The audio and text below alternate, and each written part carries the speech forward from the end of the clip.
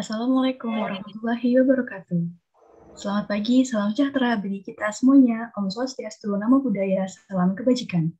Dengan mengucap syukur kepada Tuhan Yang Maha Esa karena telah melimpahkan berkah serta rahmat-Nya kepada kita semua, sehingga kita dapat berkumpul di acara Lokakarya Concert yang diselenggarakan oleh Biro Humas dan Multimedia IKABA FIB UI dengan tema Get to Know Copywriting.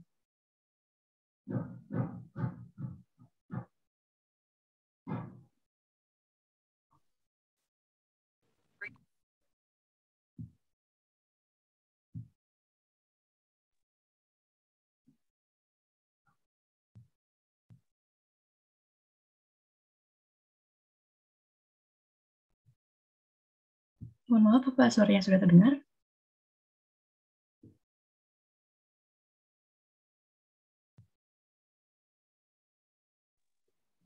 Oke, baik, kita mulai kembali. Assalamualaikum warahmatullahi wabarakatuh. Selamat pagi, salam sejahtera bagi kita semuanya. Om Swastiastu, Namo Buddhaya, salam kebajikan. Dengan mengucap syukur kepada Tuhan Yang Maha Esa karena telah melimpahkan berkah serta rahmat-Nya kepada kita semua, sehingga kita dapat berkumpul di acara Lokakarya Concert yang diselenggarakan oleh Biro Humas dan Multimedia IKABA FIB UI dengan tema Get to Know Copywriting. Adapun sebelum memulai acara, mari kita mengawalinya dengan membaca doa terlebih dahulu. Membaca doa dipersilahkan.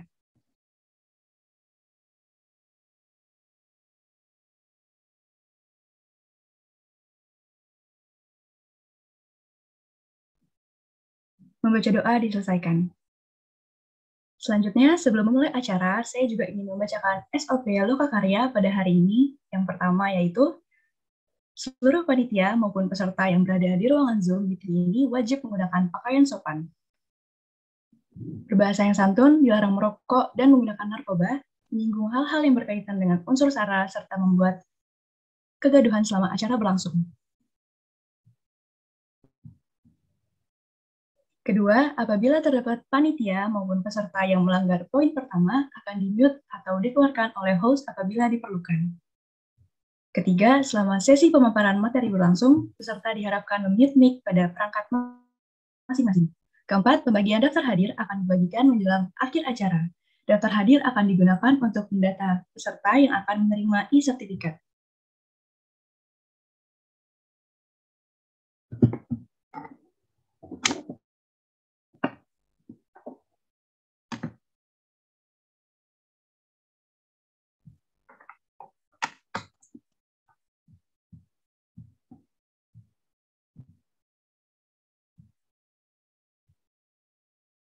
Selanjutnya, saya harap seluruh hadirin dapat mengikuti SOP tersebut agar acara dapat berjalan dengan tertib.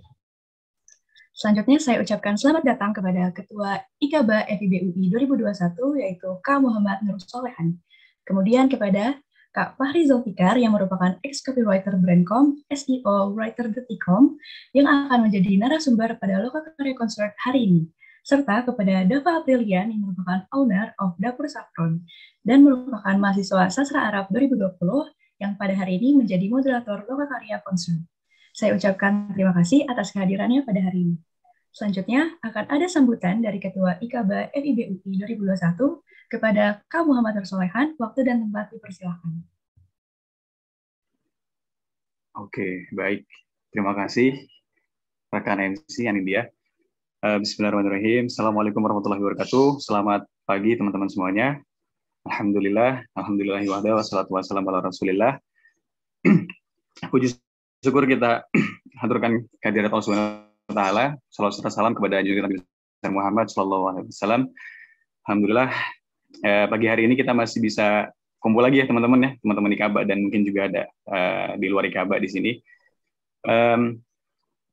Ini adalah acara konser teman-teman semua, acara dari Biro Humas dan Multimedia IKABA 2021, yang mana bertemakan Get to Know Copywriting ya, belajar copywriting bersama expert nih hari ini.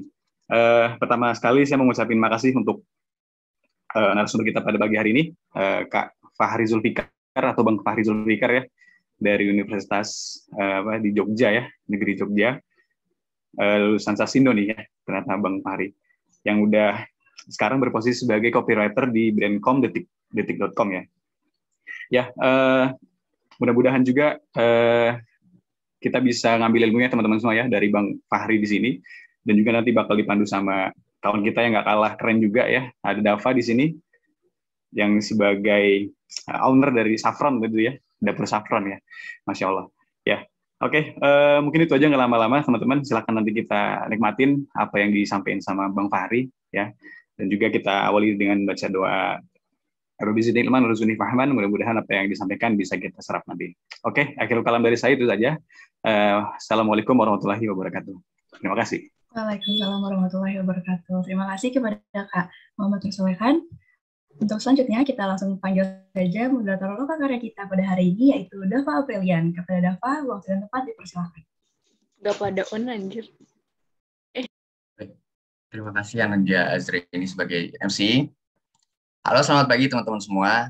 Gimana nih kabarnya? Semoga semuanya dalam keadaan sehat dan semangat untuk mencatat materi-materi yang nantinya akan disampaikan oleh narasumber kita yang spesial banget nih. Sebelumnya, perkenalkan lagi, saya Dava Aprilian yang akan memandu sesi lokakarya pada hari ini yang bertemakan Get to Know Copywriting. Menjelang sesi lokakarya, sebelumnya mari kita lihat dulu yuk CV narasumber kita pada hari ini. Kak Fahri Zulfikar. Beliau merupakan seorang copy and content writer. Beliau pernah menjadi freelance writer on Fiverr.com. Kemudian beliau sampai sekarang masih menjadi copywriter Brandcom.com. Kemudian boleh di-scroll. Kemudian beliau pernah menjadi timeless content writer CNN Indonesia. Dan beliau juga sampai sekarang masih menjadi SEO content writer detik.com. Beliau merupakan sarjana sastra Indonesia lulusan Universitas Negeri Yogyakarta. Nah, gimana teman-teman? Keren banget kan narasumber kita pada hari ini? Nah, langsung aja yuk kita sapa Kak Fahrinya. Halo Kak Fahri, apakah udah ada di sana? Halo. Kedengeran ya? Aman Kak, aman Kak. Oke. Gimana nih Kak kabarnya nih? Alhamdulillah, baik. Alhamdulillah. Domisili lagi di mana Kak? Aku di Jogja sekarang. Oh, di Jogja. Ya. Masya Allah. Nah, ini kayaknya teman-teman di sini udah pada penasaran Kak, apa itu copywriting, gimana cara bikin copywriting yang bagus. Nah, biar makin gak penasaran, langsung aja nih, aku serahin aja ke Kak Fahri Zulfikarnya. Pada Kak Fahri, dipersilakan Kak.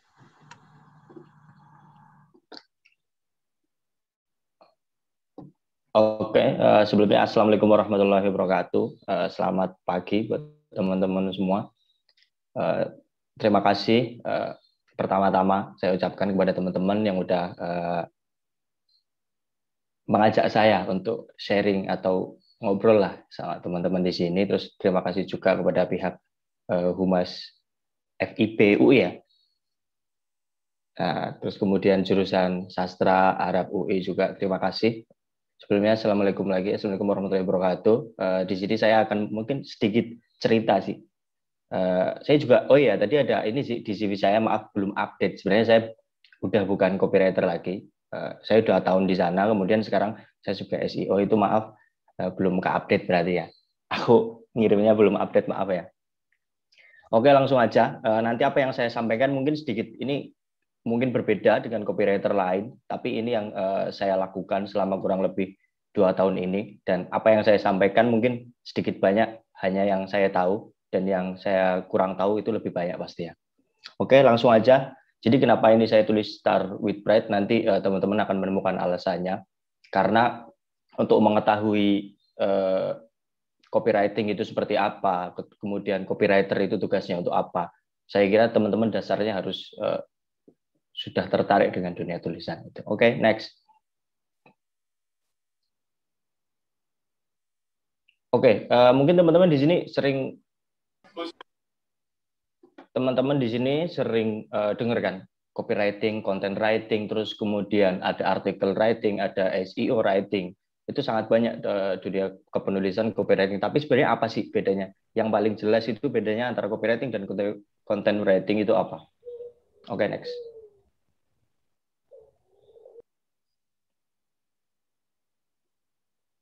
Boleh di next teman-teman. Nah, jadi copywriting itu sebuah tulisan copy, biasanya itu pendek dengan kata-kata yang menarik dan sesuai target audiens. Keywordnya di sini, sesuai target audiens. Tujuannya jelas untuk meningkatkan brand awareness atau menunjang sales gitu. Sedangkan content writing itu sebuah tulisan berbentuk tulisan yang informatif sesuai dengan kebutuhan audiens. Jadi keywordnya di sini kebutuhan audiens. Biasanya tulisan kalau content writing itu memiliki topik khusus, misalkan temanya ada temanya gitu. Nulis tentang misalkan tentang produk, misalkan menulis tentang tren saat ini. Nah, itu tujuannya untuk membangun minat terhadap produk atau menambah jangkauan pembaca baru. Nah, next. Tapi ketika teman-teman udah tahu copywriting intinya apa, udah tulisan copy yang biasanya bentuknya kecil itu. Biasanya teman-teman kalau misalkan paling sederhana itu bisa ditemukan misalkan di headline, di sebuah produk, diskon-diskon dan sebagainya. Tapi kalau teman-teman pengen tahu mengapa copywriting itu dibutuhkan. Nah, jadi jawabannya adalah next. Nah, yang pertama, kenapa copywriting dibutuhkan? Karena sebuah produk itu penting untuk dipahami oleh customer atau pembaca. Jadi kita misalkan sebagai orang brand atau kita sebagai yang punya perusahaan, itu kita harus tahu, oh produk ini penting, itu kenapa untuk pembaca atau untuk customer, untuk audiens, untuk pembaca, itu penting. Jadi sebuah produk itu penting untuk dipahami. Kata kuncinya adalah penting untuk dipahami. Yang kedua adalah membangun komunikasi dengan customer agar bisa meningkatkan minat dan kepercayaan. Nah, ini juga penting. Jadi copywriting itu sebenarnya tercipta karena dulu di bidang marketing kan. Di bidang marketing itu kan orang hanya menulis, ya udah ini kata-katanya kayak menarik, ya udah gitu loh. Jadi nggak ada komunikasi dua arah. Setelah konsumen ataupun customer itu menarik, kita harus ngapain nih? Makanya kita harus membangun komunikasi. Setelah audiens itu tertarik kepada produk kita, nah, yang harus kita lakukan itu apa gitu. Nah, itu kita harus membangun komunikasi dari hulu ke hilirnya dengan rincian. Itu biasanya copywriting sangat-sangat bersentuhan dengan ini. Terus kemudian ketiga adalah mengapa copywriting dibutuhkan? Karena pembaca harus tahu apa manfaat produk kita. Nah, ini mungkin sering teman-teman temukan ketika sebuah produk itu sering mengumumkan bahwa oh kita ini apa, misalkan keren secara fitur, misalkan kalau handphone kan sering ngeluarin fitur gitu kan. Fiturnya misalkan kameranya berapa megapiksel dan sebagainya gitu. Tapi kalau iklan handphone menurut saya yang paling menarik itu yang benar-benar ngeluarin manfaat adalah iklan misalkan handphone iPhone gitu. Dia nggak ngomongin fitur kameranya berapa, dia nggak mengikuti resolusinya berapa, dia nggak ngomong gitu. Tapi dia langsung ngasih jepretan foto dan hasilnya seperti itu. Ya udah, itu manfaatnya gitu. Ngomongin HP itu bukan resolusinya, ngomongin kamera bukan resolusinya, tapi hasilnya gitu. Jadi itu penting untuk dilakukan kepada audiens bagaimana manfaat dari sebuah produk. Nah, lalu apa sih jenis-jenis copywriting yang bisa ditemukan? Ini sebenarnya jenis-jenis copywriting itu setahu saya sih nggak banyak. Cuman mungkin teman-teman pernah dengar gitu. Ada brand copywriting, marketing copywriting, technical copywriting, SEO copywriting, hypno copywriting, direct response. Yang dua terakhir sebenarnya itu lebih ke teknik sih, teknik penulisan copywriting. Oke, kalau brand itu jelas ya teman-teman, untuk membranding tujuannya. Jadi gimana caranya sebuah produk itu bisa terbranding dengan baik. Misalkan teman-teman punya produk makanan, itu gimana caranya terbranding dengan baik. Biasanya teman-teman mengeluarkan konten biasanya kalau di Instagram itu teman-teman kan kalau misalkan awalan say hi, pengenalan produk. Nah, itu nggak cuma pengenalan produk, tapi teman-teman harus membranding itu dengan yang menarik gitu. Marketing jelas untuk penjualan. Teman-teman mungkin di platform e-commerce sering misalkan kalau ada diskon, teman-teman menjadi impulsive buying. Itu biasanya teman-teman terkena marketing copywriting. Technical copywriting, ini mungkin teman-teman belum atau jarang mendengar. Technical copywriting itu biasanya itu di bidang pendidikan, obat. Technical copywriting lebih menjelaskan kepada bagaimana prosedur produk digunakan, mengenalkan, memahami, misalkan step by step, misalkan caranya vaksin itu gimana sih, caranya mendownload sertifikat vaksin itu gimana. Nah, itu tujuannya kalau technical copywriting, selain menarik juga yang penting pembaca itu paham terhadap konten terhadap produk yang disampaikan. SEO copywriting ini sama dengan SEO writer yang saya kerjakan sekarang. SEO copywriting berarti kebutuhan copy atau tulisan itu ditujukan untuk pencarian Google gitu. Jadi gimana caranya? Ini biasanya dilakukan untuk headline berita ataupun headline sebuah website. Jadi gimana caranya? Misalkan kita mengenalkan produk, misalkan jual parfum gitu. Tapi headline-nya gimana caranya bisa di top 1, page 1 search Google gitu. Hypno copywriting ini salah satu teknik sebenarnya gimana banyak melakukan orang itu biar impulsive buying. Itu biasanya dengan hypno copywriting, terus kemudian direct response ini juga sering ya udah langsung gitu. Misalnya kayak ya udah beli sekarang, terus kemudian cek sekarang gitu, lebih ke copywriting yang sifatnya direct response atau call to action lah. Terus kemudian ada lagi tuh selain ini ada lagi storytelling, teman-teman pernah dengar mungkin. Nah, storytelling itu lebih mengedepankan emosi, kemudian keterlibatan audiens. Ini biasanya sering dilakukan di konten-konten media sosial. Oke, next. Jadi ini agak cepat aja ya untuk yang contoh-contoh. Ini sebenarnya beberapa hal yang saya lakukan selama 2 tahun. Di antaranya adalah membuat divisi Dedicom. Sebagai copywriter saya membuat skrip, membuat tagline juga. Di situ ada orang cerdas membaca tuntas. Terus kemudian dari skrip yang di dalamnya itu juga tugas seorang copywriter. Terus kemudian dari konsep nanti diturunkan copywriter harus bisa membuat kata-kata atau copy yang seperti apa. Itu ditayangkan juga di all platformnya Transmedia dan juga YouTube-nya Dedicom. Terus live branding. Nah, ini keduanya ini sama-sama brand copywriting karena saya di bawahnya brand communication atau brandcom. Dulu saya lebih banyak ke branding copywriting. Ini di live branding. Jadi kenapa penting live branding? Biar orang-orang itu tahu ketika orang luar itu menjadi tamu atau public figure yang sedang ke situ, ya mereka secara tidak sengaja akan membaca. Terus next. Kemudian ini juga salah satu campaign. Ini sebenarnya hanya beberapa campaign ya yang dilakukan selama 2 tahun itu. Ya cukup banyak.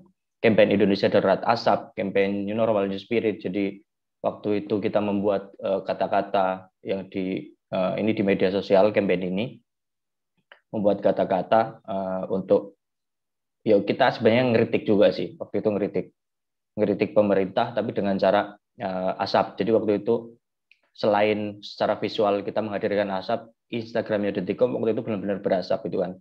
Saya juga nggak tahu teknisnya gimana, tapi itu oleh IT dilakukan seperti itu. Websitenya juga bisa keluar asap begitu kan, orang-orang IT. Nah, yang copywriter lakukan, yang membuat konten dengan kata-kata, misalnya di sini, yang terhormat, sibuk rapat, terus kemudian mereka batuk karena asap pekat gitu. Itu yang di Riau waktu itu kan, ini 2019 kalau nggak salah, Agustus 2019. Jadi kita membuat campaign, kata-katanya dari copywriter, kontennya nanti strateginya itu dari tim strategi marketing. Jadi copywriter itu lebih banyak kerjasama dengan tim-tim lain. Campaign New Normal Spirit ini awal-awal setelah lockdown. Waktu itu kita membuat dengan mengundang public figure dan lain-lain, apa kira-kira namanya gitu. Waktu itu tercetuslah New Normal New Spirit. Oke, next. Kemudian ada ini program Dedicom, beberapa program Dedicom untuk milenial ya, masih banyak. Ini di Design Virtual Class namanya. Lalu apa tugas copywriter di sini? Membuat nama itu sendiri. Di Design ini waktu itu ada survei, kita terjun juga untuk research kan. Teman-teman sebenarnya nama-nama yang enak itu apa. Tapi di sini ternyata nama-nama ini lebih dikenal dari survei, dari data. Akhirnya di Design ini tercipta. Virtual Class tagline-nya itu juga copywriter. Saatnya kita berperan daripada baperan, itu juga copywriter. Terus konten-konten yang ada di dalam poster untuk menarik secara deskripsi tagline itu juga copywriter. Nanti turun-turunannya ada artikel untuk membuat program ini menjadi lebih tersebar, itu juga konten copywriter juga. Jadi copywriter ketika ada sebuah program di sebuah perusahaan itu dari hulu ke hilirnya, dari hal kecil ke hal besar itu cukup berperan. Oke, next. Mungkin ini salah satu hal yang saya suka sih menjadi copywriter karena saya juga suka menciptakan konten juga gitu. Jadi greetings.com itu tanggung jawabnya juga oleh copywriter. Tanggung jawabnya apa? Membuat konsep itu ditulis dan juga membuat tulisan itu jadi menarik. Ini Lebaran dan juga Hari Kartini. Jadi waktu saya ke Detikcom waktu itu tuh greetings itu cuma selamat hari Lebaran, selamat hari Kartini. Nah waktu itu yang merekrut saya atau waktu itu atasan saya menginginkan supaya kalau bisa greeting Detikcom itu dibikin mau ngucapin Lebaran tapi nggak hanya Lebaran. Itu kira-kira gimana? Oke, waktu itu beberapa hal yang saya cukup puas adalah yang Lebaran, terus kemudian Hari Kartini. Waktu itu saya udah kepikiran aja buat kayak ala-ala kongguan gitu, terus kemudian udah tinggal intinya saya mau ngomongin tentang Lebaran yang masih LDR gitu kan. Udah saya tulis meski Lebaran berjauhan silaturahmi tetap bisa jalan. Terus kemudian Hari Kartini juga waktu itu di saat masih tengah-tengah pandemi, kayak dalam kepalaku tuh kayaknya peran ibu itu di saat pandemi itu cukup banyak, menjadi ibu rumah tangga, menjadi bekerja, dia juga harus melindungi anak gitu. Udah ideku dari situ, kemudian muncullah kata-kata perempuan hebat jaga setiap saat, kayak begitu. Oke. Terus kemudian selanjutnya selain ini juga Hari Pers Nasional. Waktu itu membayangkan Hari Pers apa ya esensi atau ide yang akan aku tuangkan gitu. Kemudian ini lebih ke akhirnya kekuatan skripsi kalau untuk tugas copywriter di sini yang di pers misalkan.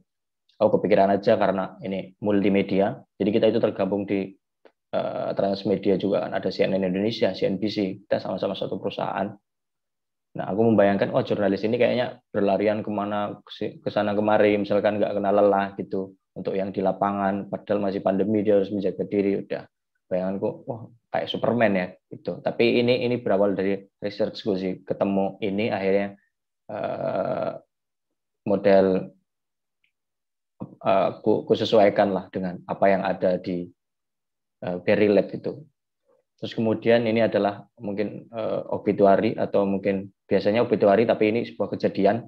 Nah, ini salah satu peran copywriter yang penting. Mungkin teman-teman waktu Nanggala misalkan jatuh itu teman-teman sering mendengar ucapan belasungkawa di Twitter, di media sosial dimanapun gitu.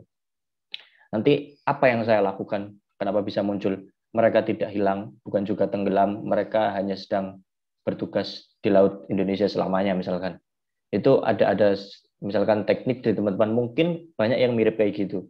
Tapi bagaimana tulisan itu bisa menjadi milik teman-teman dan bisa menjadi karya teman-teman sebagai copywriter. Oke, selanjutnya.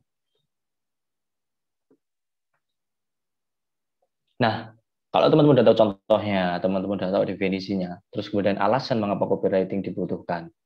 Terus bagaimana cara menulis copywriting nih?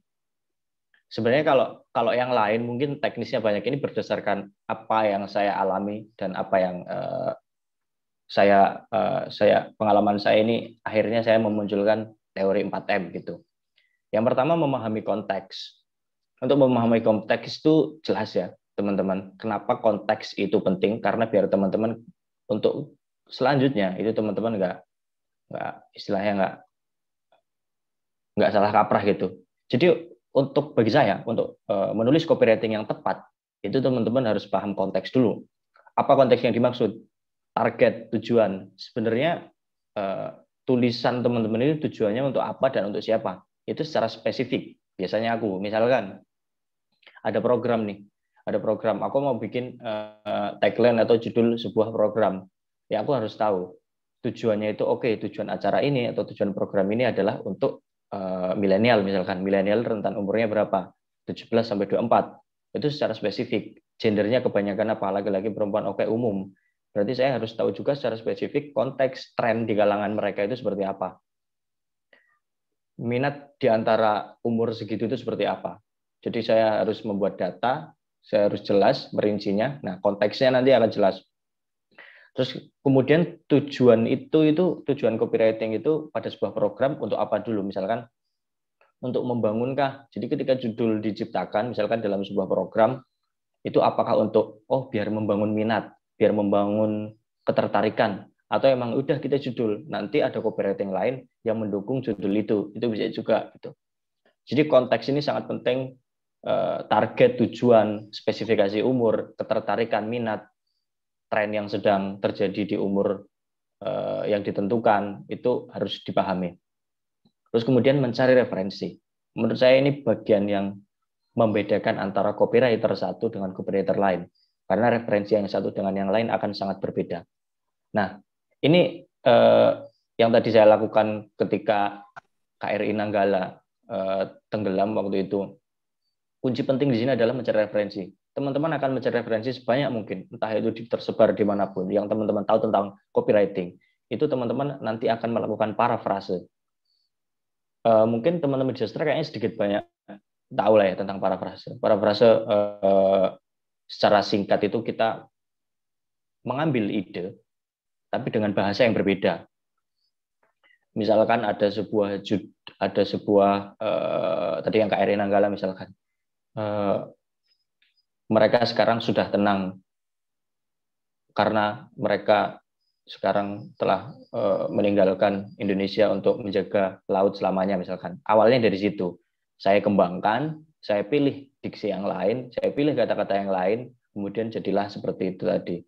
Mereka bukan tenggelam, bukan juga sedang bla bla bla bla. Mereka hanya sedang menjaga Indonesia selamanya. Secara mungkin di dunia desainer itu terkenal dengan amati, tiru, modifikasi, teknik ATM itu kan.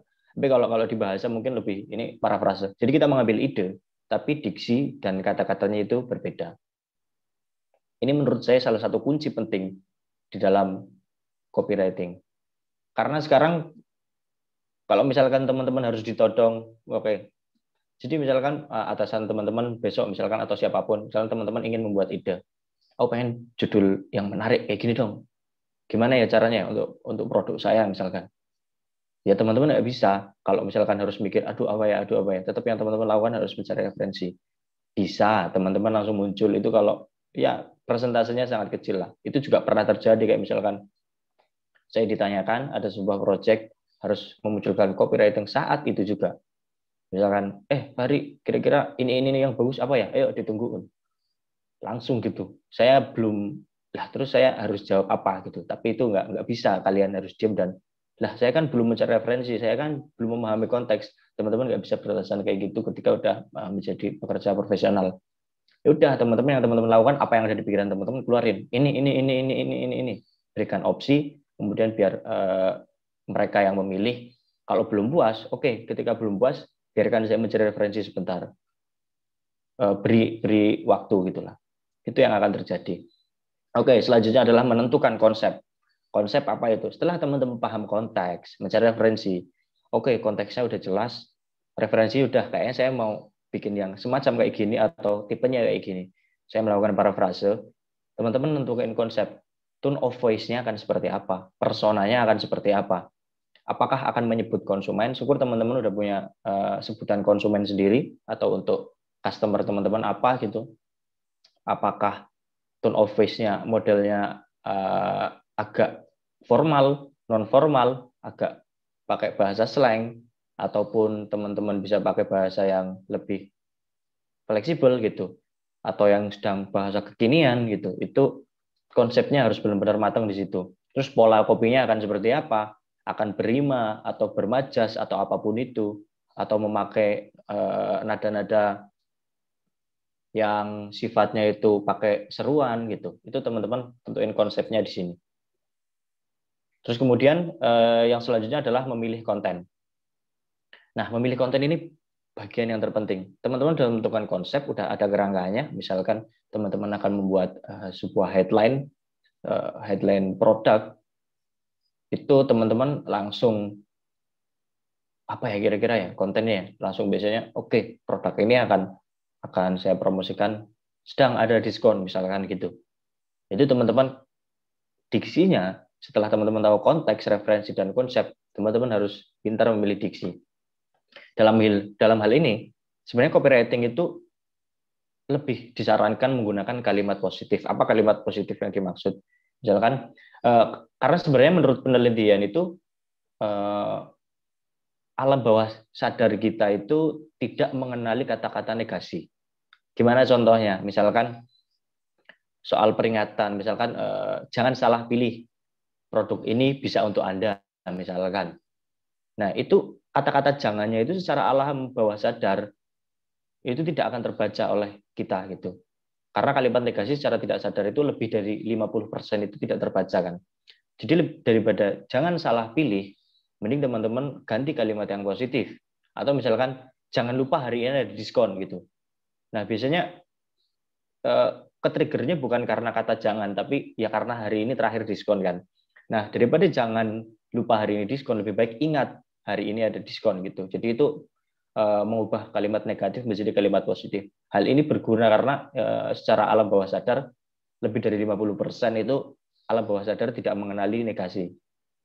Nah, terus kemudian kata-kata yang digunakan itu akan seperti apa? Nah, sensory word atau kata-kata yang melibatkan panca indera ini sangat penting. Kayak misalkan produk teman-teman itu apa? Minuman. Produk teman-teman itu barang. Produk teman-teman itu apa? Itu harus kalau bisa melibatkan sensory word. Kemudian sensory word penting untuk dicoba. Itu salah satu kata-kata yang banyak digunakan oleh copywriter. Kayak misalkan, produk teman-teman minuman nih.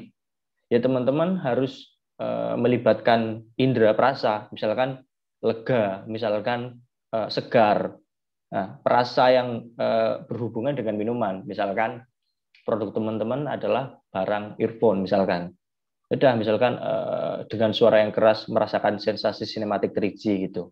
Itu hal-hal yang melibatkan sensory word atau panca indera. Itu sangat banyak digunakan untuk dari teman-teman copywriter. Salah satunya kata-kata itu. Jadi pemilihan konten ini di sini dari mulai diksi, dari mulai kalimat positif, dari mulai kata-kata yang melibatkan panca indera. Ini bisa teman-teman gunakan dalam beragam gitu. Enggak cuman ini, mungkin masih banyak. Itu nanti tergantung kamus bahasa teman-teman itu akan seperti apa. Oke, jadi menurut saya, ini lagi-lagi subjektif saya, adalah memahami konteks, mencari referensi, menentukan konsep, dan memilih konten. Oke. Next. Nah, mungkin teman-teman sekarang udah tahu alasannya, udah tahu definisinya. Terus bagaimana cara memulai sebenarnya kan? Mungkin dari tadi, ya udah sekarang aku tahu, tapi ya gimana caranya mulai? Bagaimana kita menulis copy, padahal 0 pengalaman? Bagaimana mempunyai portofolio, padahal belum pernah bekerja?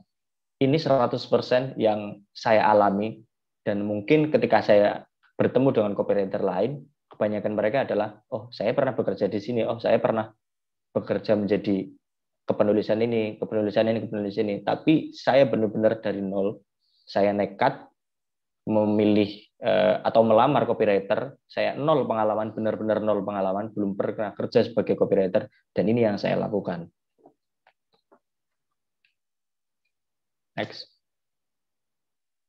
Nah, balik lagi ke judul yang saya lakukan adalah Start with Right. Apa maksudnya? Apa yang saya lakukan ketika saya tidak mempunyai pengalaman, saya belum pernah bekerja di sebuah perusahaan atau tentang kepenulisan. Saya hanya freelance waktu itu juga. Ini nulis artikel, nggak ada hubungannya sama copywriting. Yang saya lakukan adalah saya mulai dengan menulis. Maksudnya apa? Nah, teman-teman nggak punya pengalaman, mulailah menulis untuk membuat pengalaman. Itu yang harus dilakukan pertama. Harus sadar diri dong. Misalkan teman-teman nggak punya pengalaman, aduh gimana ya caranya? Ya udah, membaca. Yang pertama membaca semua hal. Yang saya lakukan adalah membaca artikel tentang copywriting, membaca tentang copywriting itu gimana. Semuanya itu banyak tersebar di media sosial, di Google juga sangat gampang. Itu sangat-sangat mudah untuk dilakukan. Terus kemudian analisa contoh. Nah, teman-teman jangan terlalu banyak membaca teori, misalkan, oh copywriting ternyata gini. Enggak, teman-teman langsung ke contohnya. Contohnya apa? Menurut saya, di Google itu cukup sedikit. Misalkan terlalu, variabelnya itu terlalu banyak gitu. Modelnya itu ya itu aja gitu yang di Google. Nah, terus teman-teman bisa nyari contoh di mana? Di media sosial banyak. Teman-teman bisa di e-commerce itu banyak. Di e-commerce itu banyak, terus kemudian di akun-akun jualan itu banyak, teman-teman analisa contohnya, oh kayak gini copywriting, kayak gini, oh kayak gini copywriting, oh kayak gini copywriting gitu. Yang ketiga adalah bedah pola. Nah, waktu bedah pola ini poin yang sangat penting. Ketika teman-teman mulailah menulis untuk membuat pengalaman, membedah pola ini adalah salah satu kuncinya. Waktu itu yang saya lakukan adalah, saya nggak tahu apa-apa tentang copywriting, saya hanya membaca. Setelah saya membaca, oh kayaknya contohnya kayak gini. Saya ketemulah ada waktu itu Gojek itu punya campaign pasti ada jalan. Kalau teman-teman masih ingat, ya kan? Pasti ada jalan itu jadi tagline sekarang kalau nggak salah, kalau di divisi sama iklan itu. Saya membedah pola itu. Pasti ada jalan itu sebenarnya yang saya bedah adalah kenapa copywriting ini bisa muncul gitu di Gojek gitu. Saya bedah satu-satu. Menurut saya di sini pemikiran kita tentang dunia akademis menurut saya penting. Kayak oke, yang saya bedah pertama adalah latar belakangnya apa, problemnya apa, kenapa bisa muncul tulisan ini. Terus kemudian Gojek ini mau ngomongin apa sih tujuannya gitu. Jadi latar belakang, terus kemudian analisis masalah sama tujuannya kan. Udah, saya itu ini berdasarkan subjektif ya, namanya juga bedah pola sendiri gitu, tanpa teori. Udah, kemudian latar belakang saya akhirnya ketemu.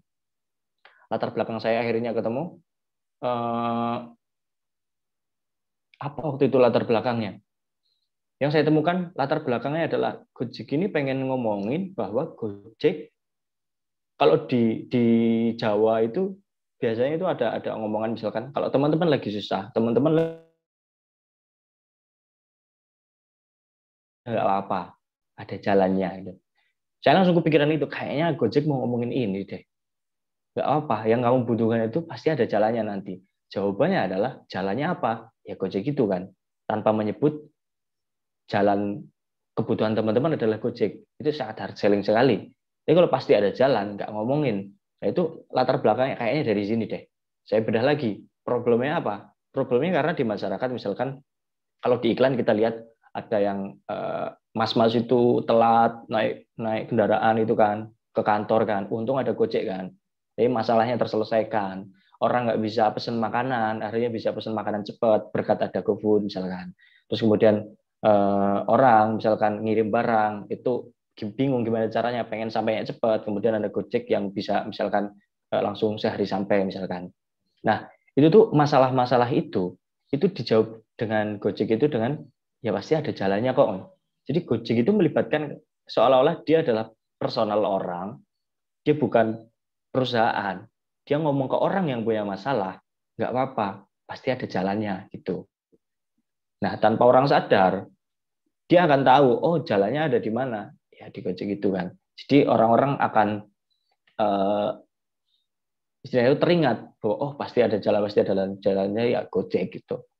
Nah, terus kemudian tujuannya jelas, tujuannya untuk membuat orang itu secara tidak sadar mengalihkan tujuannya itu pasti ada jalan. Nah, keyword jalan ini akan menjadi tujuan ketika jalannya Gojek gitu. Itu tujuannya. Jadi waktu itu saya nol pengalaman, saya berdasarkan ya di dunia sastra saya rasa teman-teman sudah paham dengan ini bagaimana cara menganalisis sastra dengan teori-teori membedah sastra, bagaimana latar belakang karya ini, bagaimana tujuan karya ini, artinya apa, maknanya apa dan sebagainya. Itu sangat berguna untuk ini. Oke, next. Nah, setelah teman-teman mulai menulis, perbanyak keterampilan teman-teman gitu. Jadi nggak hanya cuma nulis satu, itu kan satu jenis copywriting. Cari yang lain. Misalkan perbanyak keterampilan, tadi teman-teman udah mulai membedah pola, teman-teman udah memulai, artinya teman-teman tadi udah mulai punya pengalaman.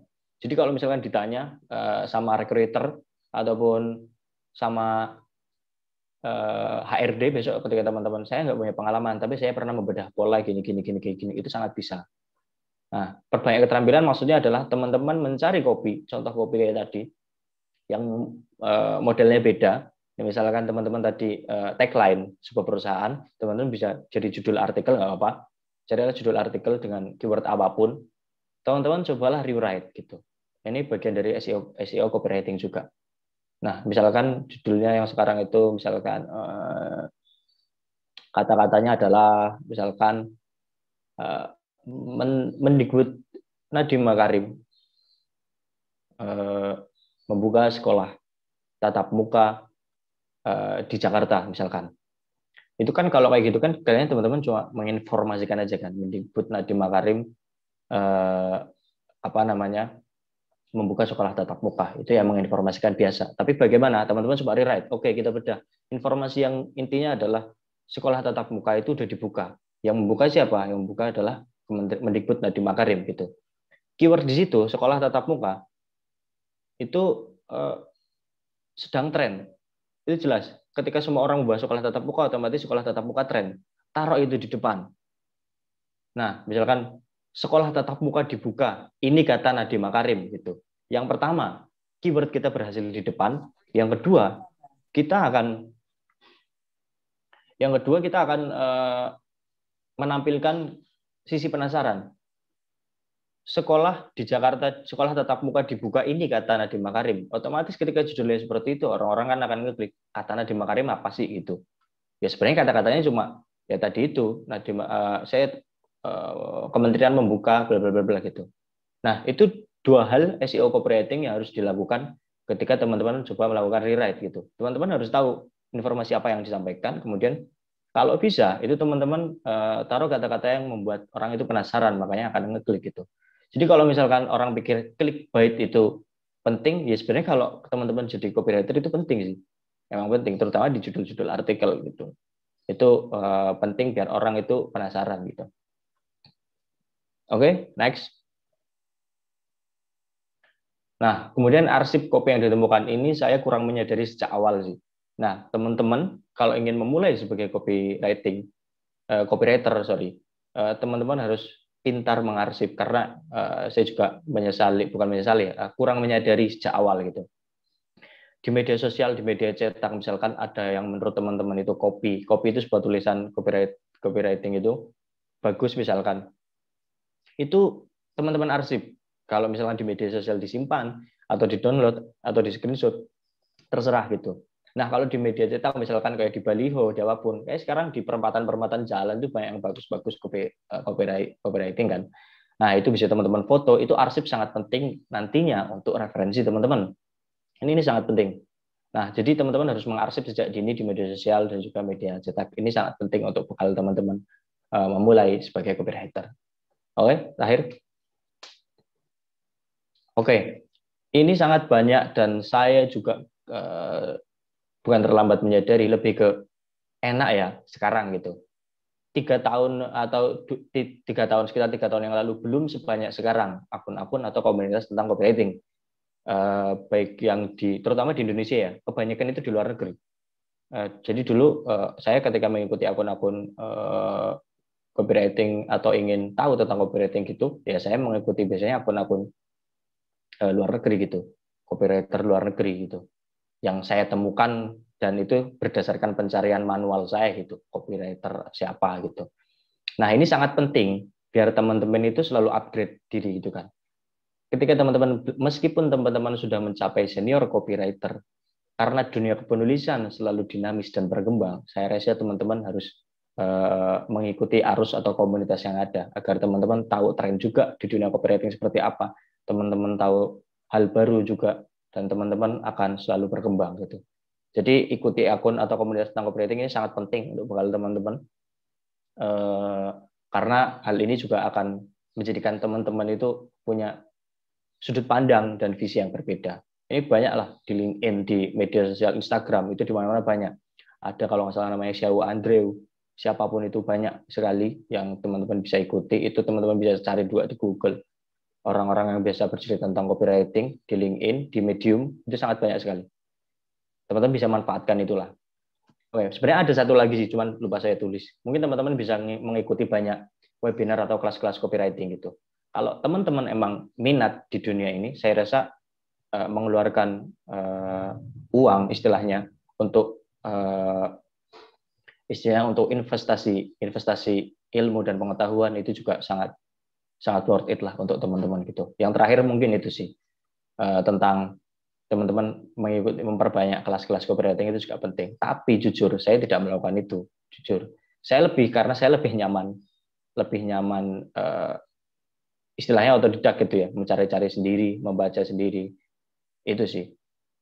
Terus kemudian kalau daripada saya mengikuti kelas, biasanya saya langsung nodong orang.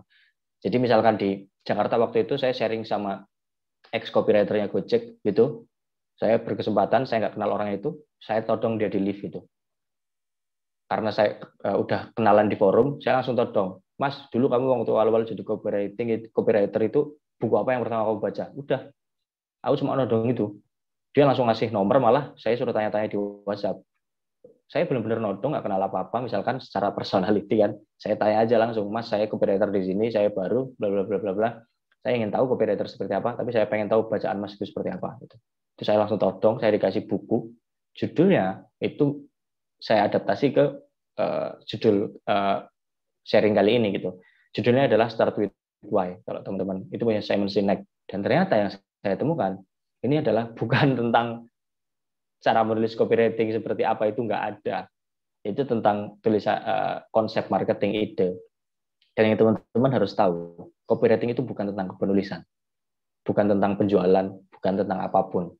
Copywriting itu tentang ide, strategi penulisan, dan juga tentang aktualisasi konsep. Udah 3 itu. Jadi kalau teman-teman punya dasar kepenulisan yang bagus, punya dasar marketing yang bagus, belum tentu. Karena copywriting lagi-lagi soal ide, strategi penulisan, dan juga aktualisasi konsep. Nah, dari saya itu mungkin terakhir terkait apapun di dunia luar, copywriting itu sulit, copywriting itu susah, copywriting itu pressure-nya tinggi dan sebagainya. Bagi saya, untuk yang 0 pengalaman, untuk yang belum punya pengetahuan lebih tentang itu, saya harus bagaimana dan saya harus seperti apa. Dan hingga sekarang saya pindah lagi ke SEO writing. Itu bagi saya pekerjaan itu bukan soal sulit atau enggak sih. Ya, lagi-lagi kalau menurut saya, ini terakhir ya, saya close statement juga. Bagi saya, ketika teman-teman ingin menikmati hidup, cara menikmati hidup yang paling mudah adalah melakukan apa yang teman-teman sukai dan menyukai apa yang teman-teman lakukan. Menurut saya itu sih, tentang pekerjaan apapun, itu udah selesai. Menurut saya seperti itu. Mungkin dari saya sekian, mungkin bisa dilanjutkan dengan sesi berikutnya, ataupun tanya jawab, atau sharing lah, bukan tanya jawab. Silakan. Sekian. Banyak kurangnya, saya mohon dimaklumi dan mohon dimaafkan. Saya sangat ingin belajar dengan teman-teman juga. Saya di sini bukan expert juga, saya mengklaim itu. Saya bukan expert, saya hanya ini apa yang saya mulai dan saya punya hingga sekarang. Sekian, wassalamualaikum warahmatullahi wabarakatuh. Waalaikumsalam warahmatullahi wabarakatuh. Masya Allah, banyak banget nih insight yang kita dapat dari presentasi tadi nih teman-teman. Mulai dari perbedaan copywriting dengan content writing, sampai gimana cara memulai untuk membuat copywriting. Nah, kayaknya Kak Fahri, teman-teman di sini udah pada punya pertanyaan nih. Kalau gitu sekarang kita langsung aja nih masuk ke sesi tanya jawab. Untuk sistemnya, bagi yang ingin bertanya, boleh menggunakan fitur raise hand. Setelah itu nanti akan saya panggil. Kemudian, teman-teman yang saya panggil boleh menyalakan mic-nya. Atau teman-teman yang ada kendala pada mic-nya, boleh mengajukan pertanyaannya lewat kolom chat Zoom ini. Untuk format pertanyaannya, teman-teman boleh sebutkan nama dan berasal dari instansi apa. Nah, buat teman-teman yang ingin bertanya, dipersilahkan.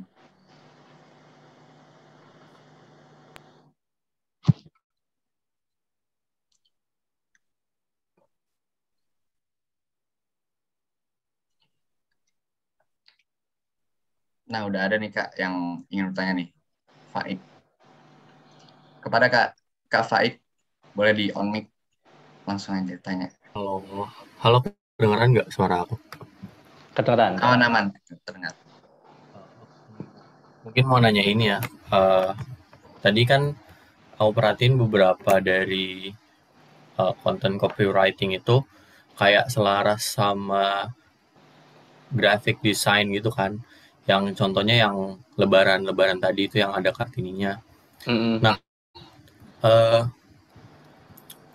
itu tuh Bang Fahri kayak kerja sama graphic design atau sekalian ngedesain, sekalian copywriting juga gitu. Maksudnya kalau misalkan di dunia kerja nanti, apakah copywriting itu termasuk kemampuan yang yang khalayak tuh udah bisa, orang-orang tuh udah banyak yang bisa gitu. Kayak contohnya graphic designer, mereka bisa copywriting juga gitu. Mungkin itu sih Bang pertanyaannya. Oke, langsung aja ya tak jawab. sangat ini sih. Berarti ada hal-hal yang mungkin teman-teman takutkan sebagai copywriting. Enggak. Sebenarnya langsung aja ya Pak Aik ya. Untuk Pak Aik enggak lah. Tadi saya juga udah sedikit bilang sih, mungkin saya nggak menekankan gitu. Untuk yang greeting itu tentu saya hanya menulis ide, terus kemudian kata-kata. Saya waktu itu ketika ada greeting, jadi yang saya lakukan adalah kerangka. Saya membuat kerangka, konsepnya seperti ini, terus kemudian pesan yang saya sampaikan seperti ini, kata kuncinya seperti ini, terus kemudian ada wording ataupun copy untuk pesannya itu seperti ini. Udah. Kemudian kita diskusikan dengan desainer. Nah, ketika desainer nanti akan diskusi, oh kayak gini. Nanti kalau misalkan aku buat gini itu seperti apa? Nah, itu yang diskusi desainer sama biasanya tim strategi gitu. Kita nanti lagi-lagi dari segi konsep dan copywriting misalkan, aku mau ngomongin pesan yang mau tak sampaikan adalah tentang LDR itu kan, tentang lebaran jarak jauh itu. Dan copy yang sudah saya ciptakan adalah meski lebaran berjauhan, silaturahmi tetap bisa jalan. Kalau misalkan gambarnya adalah orang yang misalkan ketupat, misalkan lagi makan ketupat di meja, kan nggak ada sambungannya sama ide dan juga wording saya. Nah kalau gitu misalkan tulis aja selamat dari lebaran aja udah beres. Kalau mau gambar ketupat di meja makan misalkan, ya saya waktu itu akan ngomong, ini pesan yang saya sampaikan seperti ini, copywriting yang sudah saya tulis seperti ini, kira-kira gimana secara konsep gitu. Nah kurang lebih seperti itu. Jadi kalau di perusahaan, terutama saya brand ya, lagi-lagi copywriting itu menurut saya, copywriting e-commerce, brand kayak atau media kayak saya, itu job desk pekerjaannya mungkin akan berbeda. Tapi irisannya akan sama terkait teknis. Dan mungkin teman-teman harus tahu kalau di media itu menurut saya lebih banyak. Jujur selama 2 tahun ini saya merasakan pengalaman yang sangat banyak. Saya bisa menulis divisi, saya bisa menulis artikel, saya bisa menulis hal-hal teknik operating yang cilik-cilik. Itu dalam waktu 2 tahun menurut saya bagi saya itu hal yang harus disyukuri gitu. Ini belum lagi tadi sebenarnya saya nggak nyantumin sih, takut kepanjangan. Ada saya bikin newsletter, kemudian saya bikin untuk personal branding perusahaan Citicorp lainnya. Kemudian di CNBC Indonesia juga, di Insert Life juga pernah untuk merchandise kaos, untuk merchandise tumbler, terus kemudian untuk car branding. Banyak hal yang alhamdulillah bisa saya dapatkan selama di Detikcom atau Transmedia itu.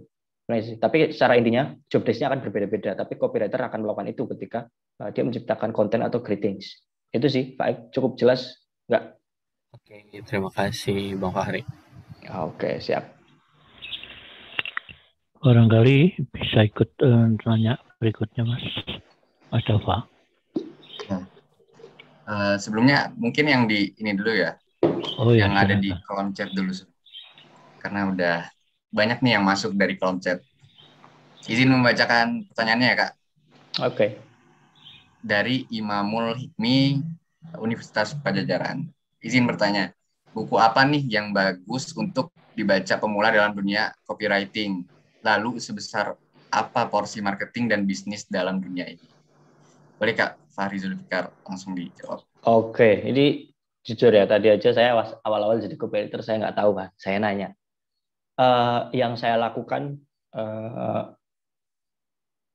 waktu itu adalah ketika bertanya, ketemu Start with Why-nya Simon Sinek, itu berbicara tentang konsep marketing, konsep penulisan marketing itu seperti apa. Maksudnya bukan secara teknis, itu menjelaskan sebagai copywriter kita harus seperti apa. Tapi kalau misalkan, tadi siapa yang bertanya? Kak Imamul Hikmi. Oh ya, untuk Imamul itu saya disarankan oleh sekarang ini jadi manajer medianya Gojek. Artinya dia udah atasan yang cukup tinggi gitu di Gojek itu. Dia menyarankan sebagai pemula memilihkan Start with Why-nya Simon Sinek. Itu yang terjemahan bahasa Indonesia ada. Tapi setelah saya baca, saya akan ceritakan sedikit, maksudnya gambarannya. Menurut saya, untuk menjadi seorang copywriter itu pemahaman konsep dan ide. Maksudnya pemahaman konsep dan ide itu teman-teman seperti apa? Teman-teman itu melatih ide pikiran teman-teman itu seperti penulisan marketing. Simpelnya adalah teman-teman menulis status, teman-teman menulis caption, teman-teman menulis apa, itu harus dilatih sejak dini karena teman-teman punya konsep gitu. Artinya teman-teman nggak cuma nulis status, tapi ketika teman-teman banyak membaca buku, teman-teman akan menulis sesuatu dengan sebuah konsep. Itu akan melatih seorang copywriter atau penulis lainnya. Itu terutama copywriter ya, karena kan tulisan caption, Twitter dan sebagainya itu kan singkat ya. Dan juga fun fact-nya, saya keterima di Transmedia, itu kata recruiter saya adalah, katanya karena caption Instagram saya. Padahal menurut saya nggak ada hubungannya. Tapi ternyata dia bilang ada. Hubungannya adalah dia tertarik dengan caption-caption saya. Saya padahal tidak pernah niat membuat sebuah caption untuk dibaca seorang copywriter ataupun apapun. Yang saya lakukan adalah ketika saya menulis kata-kata kecil, kata-kata singkat, itu pengen saya adalah saya harus bisa menyampaikan pesan ini dengan karakter yang singkat. Itu yang dibutuhkan copywriter. Teman-teman kepresirnya pasti akan itu. Pesan yang disampaikan ini, tapi teman-teman harus dalam karakter yang singkat. Nah, menurut saya ketika membaca Start with Why, kita akan melatih dan memahami dunia yang seperti itu gitu. Bagaimana cara menulis copywriting, bagaimana cara menulis hal yang singkat, bagaimana cara kita mengetahui dunia marketing itu. Nah, kalau saran saya sebagai pemula, bacalah apapun referensi. Jadi selain buku, karena menurut saya nggak cuma bukunya Start with Why-nya Simon Sinek sih. Ketika kita membaca buku, kita pasti akan memiliki, simpelnya lah, ketika kita habis nonton film, habis membaca buku, pasti teman-teman nemuin quote atau nemuin kata-kata yang pengen teman-teman tuliskan di media sosial kan. Mungkin kebanyakan seperti itu. Wah, saya habis baca buku ini, kayaknya tadi kata-katanya bagus. Yang teman-teman lakukan jangan copy paste kata-kata itu di film ataupun di buku. Teman-teman coba parafrase. Itu dari hal simpel, misalkan teman-teman entah nonton drakor, nonton apapun itu, wah ini kayaknya kata-kata dia menarik, misalkan menjadi seorang di zaman sekarang itu harus misalkan kerja keras dan bla bla bla. Teman-teman jangan nulis seperti itu. Teman-teman lakuin yang berbeda, misalkan jadi pemuda bla bla bla bla gitu. Wah, intinya teman-teman harus melatih sejak dini. Menurut saya gitu. Referensi dimanapun, bacaan dimanapun. Kalau misalkan pemula, saran saya sih itu mengikuti akun-akun tentang copywriting. Banyak kok di Google, teman-teman cari aja. Saya nggak hafal. Terus kemudian di LinkedIn teman-teman follow hal-hal yang berkaitan dengan copywriting, itu tulis. Itu menurut saya untuk pemula sangat itu tidak saya sadari sejak awal. Artinya saya mengetahui referensi yang sebanyak itu setelah pertengahan, mungkin nggak sejak awal gitu. Itu sih untuk pemula menurut saya. Kalau untuk buku, saya disarankan oleh manajer Gojek itu Start with Why untuk melatih pola pikir, lebih tepatnya menurut saya, pola pikir marketing. Apakah jawaban saya cukup? Bagaimana Kak Imam? Apakah sudah terjawab pertanyaannya? Baik, terima kasih. Oke. Kalau misalkan ada yang perlu ditanyakan lagi, bebas saja nanti misalkan di luar forum gitu. Nah, ya. Ini Kak ada pertanyaan lagi nih Kak dari Christian Oswald. Saya bacakan ya Kak. Halo Kak Fahri. Perkenalkan nama saya Christian Oswald dari Universitas Udayana. Saya ingin bertanya Kak, apa hal-hal yang harus dihindari sebagai copywriter? Atau bagaimana sih etika dalam copywriting? Terima kasih Kak Fahri. Silakan dijawab Kak Fahri. Langsung aja. Hal-hal yang harus dihindari dan juga etika ya. Kalau menurut saya di dunia apapun, ini karena kita akan sedikit bersinggungan dengan, kalau Mbak, ini sih, yang saya lakukan ini, maksudnya teman-teman harus mengenali betul seperti apa parafrase yang saya lakukan. Yang harus dihindari jelas, ya kita itu harus jangan sampai copy paste lah, atau hanya menjiplak. Itu sangat-sangat, itu di dunia manapun sih, di bidang apapun maksud saya, itu tidak disarankan. Jangan sampai menjiplak. Terus kemudian kalau bisa hindari kalimat yang negatif tadi. Kalau bisa ya, hindari kalimat negatif. Terus kemudian sebagai copywriter, ini subjektivitas saya ya, yang saya lakukan lagi-lagi mungkin berbeda. Terus kemudian jangan anti kritik. Itu sangat penting menurut saya. Jangan anti kritik. Ini dilakukan juga karena kalau kita penulis dikritik, simpel deh. Ini hal yang terjadi di saya juga. Dan teman-teman, ini bukan soal baik buruk, tapi soal pemahaman kritik dan juga hal-hal yang kita pelajari gitu.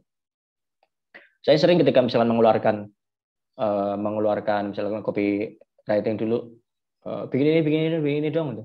Semua orang udah bilang bagus misalkan. Ya atasan saya akan bilang, alah jelek gini, yang lain dong gitu. Jelek gini. Jangan langsung drop gitu loh. Maksudnya teman-teman harus mencari makna lain. Jelek maksudnya saya kurang memberikan opsi berarti. Artinya waktu itu ketika saya ditodong, saya nggak cuma punya satu kata-kata atau satu copy. Saya akan membuat 3 sampai 5 opsi. Dari 5 opsi, nah ketika saya menodongkan ke atasan saya lagi, memberi opsi itu, 5 opsi itu, saya nggak bilang, kira-kira mana yang bagus, jangan. Secara komunikasi kita akan ngomong, kira-kira mana yang lebih mendingan daripada 5, akan saya olah lagi gitu. Nah, sebenarnya bukan defensif sih, tapi itu strategi saya juga.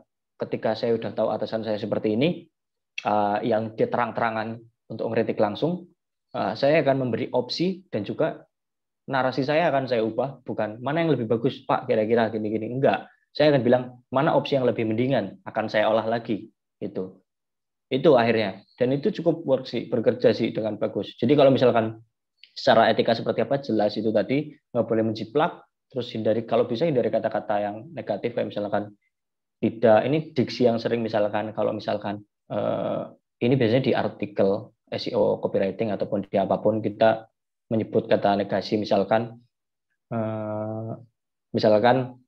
jangan misalkan kita mau membuat produk makanan gitu, makanan yang lain itu menyebabkan gemuk gitu.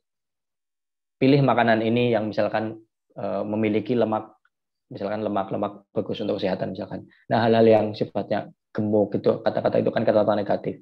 Itu hindari kata-kata negatif kalau bisa gitu.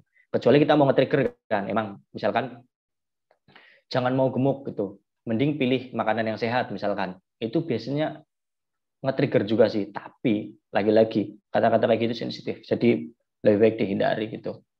Jadi hindari kata negatif, jangan menjiplak, terus kemudian jangan anti kritik, terus kemudian jangan puas sih. Kalau saya hampir jarang banget puas lah. Itu jangan puas, jangan itu sih paling sih kalau untuk etika dan juga hal apa yang harus dilakukan paling itu sih. Yang paling harus disadari adalah teman-teman, mungkin teman-teman sastra di sini kebanyakan adalah ya udah jangan pernah berhenti membaca. Itu dok menurut saya bekalnya. Terus membaca apapun, membaca nggak cuma topik copywriting, ya kalau bisa copywriting yang saya lakukan selama sebelum dan saat ini. Setiap pagi bangun pagi misalkan ketika saya sebelum bekerja 5 menit atau 10 menit saya lakukan untuk membaca referensi gitu. Dulu saya nyari di LinkedIn, Pinterest, dimanapun itu yang pengen saya baca aja gitu. Nanti nemu ide misalkan, wah ini kayaknya kata-katanya bagus deh, tak tulis dijadiin arsip gitu. Itu 5 menit, 10 menit sebelum saya kerja dulu selalu seperti itu sampai sekarang. Saya mencari referensi atau membaca apapun itu. Paling itu sih. Jadi kalau secara teknis ada hal etika yang pasti atau enggak, menurut saya sih kurang lebih itu sih. Ini menurut saya. Jangan menjiplak, jangan anti kritik, terus kemudian hindari kata negatif. Itu sih paling. Untuk siapa tadi? Udah cukup ini belum? Puas belum? Jadi ini ya Kak, jangan sampai kita copy paste, kemudian ya, jangan itu bahaya kan. Hindari kata-kata negatif dan juga jangan cepat puas. Gimana nih Kak Christian Oswald? Sudah terjawab belum kira-kira pertanyaannya? Terima kasih. Wah, sama-sama. Kak, ini masih ada pertanyaan, mungkin saya bacakan lagi ya Kak. Dari Salsa Hilma dari Polimedia. Izin bertanya, Kak, gimana caranya kita menjual produk tapi cara penyampaiannya tidak seperti mengiklankan? Gimana tuh Kak caranya? Soft selling maksudnya ya? Langsung jawab Kak. Ya. Teknik soft selling ini ya banyak digunakan sih. Kalau misalkan kita kayak nggak ngiklanin itu biasanya kalau misalkan produknya makanan atau minuman, kita lebih ke nggak usah ngomongin produknya ya. Kita misalkan produk apa ya, produk saffron kali ya, punya Dava ya. Nah, kalau ngomongin misalkan produk misalkan saffron, kayaknya yang saya lihat sih, saya beberapa kepoin punya Dava juga. Ya dia nggak usah ngomongin apa namanya, nggak usah ngomongin produknya, dia ngomongin manfaat saffron. Manfaat saffron kan bukan hanya produknya dia doang, ya emang manfaat saffron seperti itu gitu loh. Nah, teman-teman ngomongin manfaat saffron, tapi di channel, di akun, atau di produk teman-teman, itu kan juga akan jadi nilai plus, itu soft selling juga. Itu istilahnya itu, aduh, aku lupa sih. Nah, intinya kayak gitu. Jadi teman-teman, yang pertama ngomongin manfaat. Banyak teman-teman harus memunculkan konten. Ini kalau dalam Instagram ya, teman-teman harus memunculkan konten. Kalau pengen yang soft selling di promo, aku nggak tahu ini dilakukan oleh Dava atau enggak, tapi untuk mengenalkan produk kita, untuk awal-awal ya, itu lebih baik sih kita agak coba effort ini sih, apa namanya, promosi di Instagram itu kan. Itu akan membangun engagement tinggi kan. Nah, setelah kita membangun engagement, baru kita men-treatment follower kita gitu. Nah, tapi kalau jawabannya adalah gimana caranya untuk soft selling, yang pertama itu kita ngomongin manfaat. Banyak hal. Yang pertama salah satu manfaat. Terus kemudian itu juga apa namanya, istilahnya kita buat infografis gitu.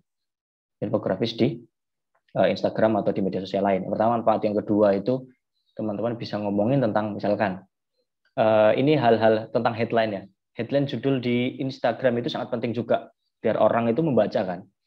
Misalkan selain ngomongin manfaat, teman-teman mau ngomongin saffron ini penting untuk kesehatan bla bla bla bla. Intinya teman-teman mau ngomongin manfaat saffron yang lain, bukan dalam poin-poin ya, dalam penjelasan.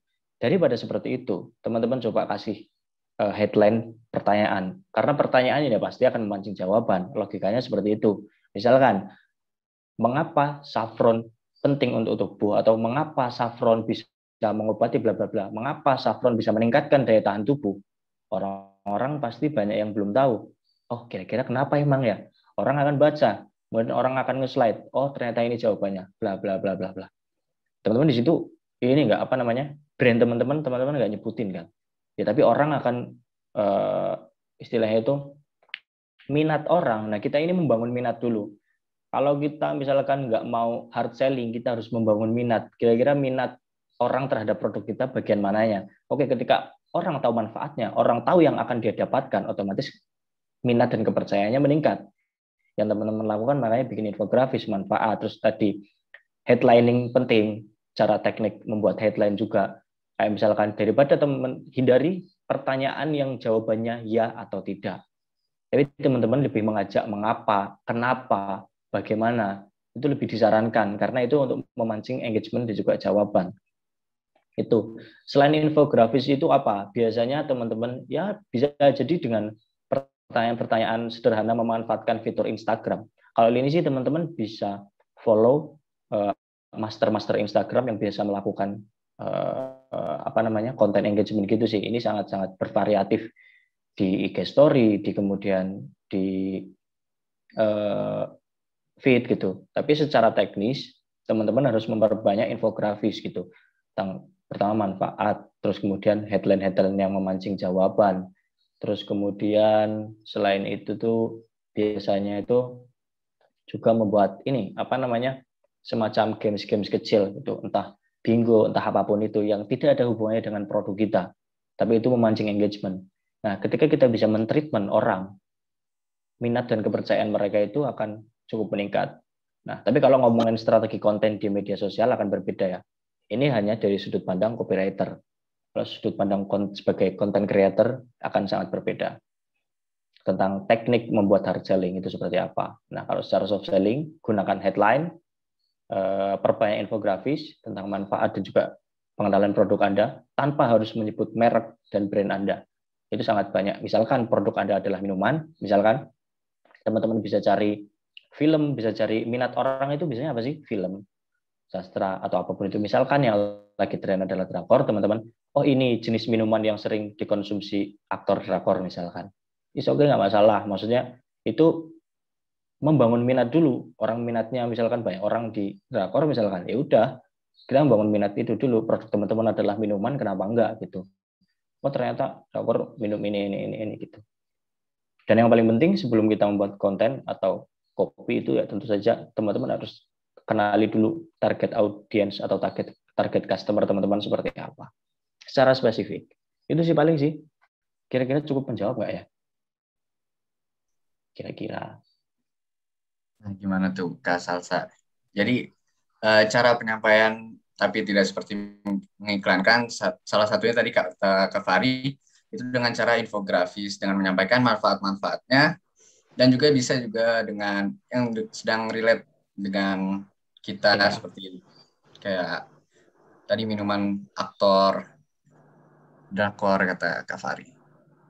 Kalau soft selling ada minimal penyebutan produk nggak? Enggak sih. Malah kalau bisa nggak nyebutin produk. Misalkan punya Dava namanya saffron apa misalkan? Dapur saffron nggak? Dapur saffron ya, nggak usah ngomongin dapur saffron ya, ngomongin saffron aja. Misalkan yang tadi yang relate, misalkan aktor ini tuh minum misalkan minuman bersoda, aktor ini minum air putih, aktor ini minum teh, misalkan ternyata ada nih aktor lain yang suka minum saffron gitu, udah clear gitu. Nah kalau misalkan teman-teman mau, nah terus bagaimana kita mengenalkan produk itu, teman-teman bisa misalkan di desain, secara desain itu, entah di pojoknya, entah di apapun itu dibikin template yang ada logo brand kita itu. Jadi di kontennya itu nggak ada. Secara copywriting itu nggak nyebutin. Itu pure infografis. Nah tujuannya kalau hard selling itu kita membangun minat dan kepercayaan. Nah teman-teman harus maksudnya keywordnya di situ, membangun minat dan kepercayaan. Fokusnya jangan produk kita. Fokusnya adalah gimana caranya membangun minat dan kepercayaan customer. Itu fokusnya di situ. Teman-teman nguliknya di situ aja gitu. Apa ya kira-kira ya yang bisa membangun minat dan kepercayaan. Kayaknya manfaat saffron bisa sih, ini sih bisa sih gitu. Jadi jangan fokus ke produk. Wah, aku pengen ngiklanin ini tapi apa ya? Nah, sudut pandangnya diubah. Jangan aku pengen ngiklanin produkku tapi secara halus gimana ya? Diubah. Aku pengen membangun minat dan kepercayaan audiens tapi nyambungin ke produkku gimana ya? Itu kan dua hal yang berbeda. Artinya fokus teman-teman akan membuat konten dengan membangun minat kepercayaan, bukan membuat konten berdasarkan aku pengen ngenalin produk. Itu dua hal yang secara konsep akan berbeda. Nah produk ya minimal nggak bisa disebut, cuman kalau bisa jangan terlalu disebut lah. Kalau bisa malah jangan disebut. Nah untuk mendukung secara ini sedikit aja secara content creator, mungkin Dava dan juga teman-teman lain yang punya produk itu, biasakan di akhir slide itu teman-teman coba secara copywriting itu teman-teman gunakan adalah kasih logo atau kasih copywriting yang itu kayak misalkan save jika ini bermanfaat, like jika kamu suka, simpan jika ini bisa membuat kamu menjadi paham gitu. Itu hal-hal seperti itu treatment ya, itu salah satu treatment kita untuk mengajak ngobrol juga teman-teman gitu. Kan kita nge-share infografis, kita nge-share manfaat tuh. Di ending itu, ini banyak yang dilakukan oleh content creator di feed Instagram sih. Jadi untuk Instagram secara copywriting, nah secara copywriting jangan, kalau biasanya kan orang save jika kamu misalkan suka, like jika kamu suka atau itu. Nah secara copywriting teman-teman nih harusnya cari kata-kata yang misalkan lebih bagus, misalkan share agar semakin banyak temanmu yang tahu, terus kemudian like jika ini bermanfaat, terus simpan jika kamu ingin tahu lebih jauh atau apapun itu. Nah itu secara copywriting kata-katanya yang bisa membangun komunikasi dengan audiens. Kurang lebih sih itu. Minimal penyebutan nggak ada. Jadi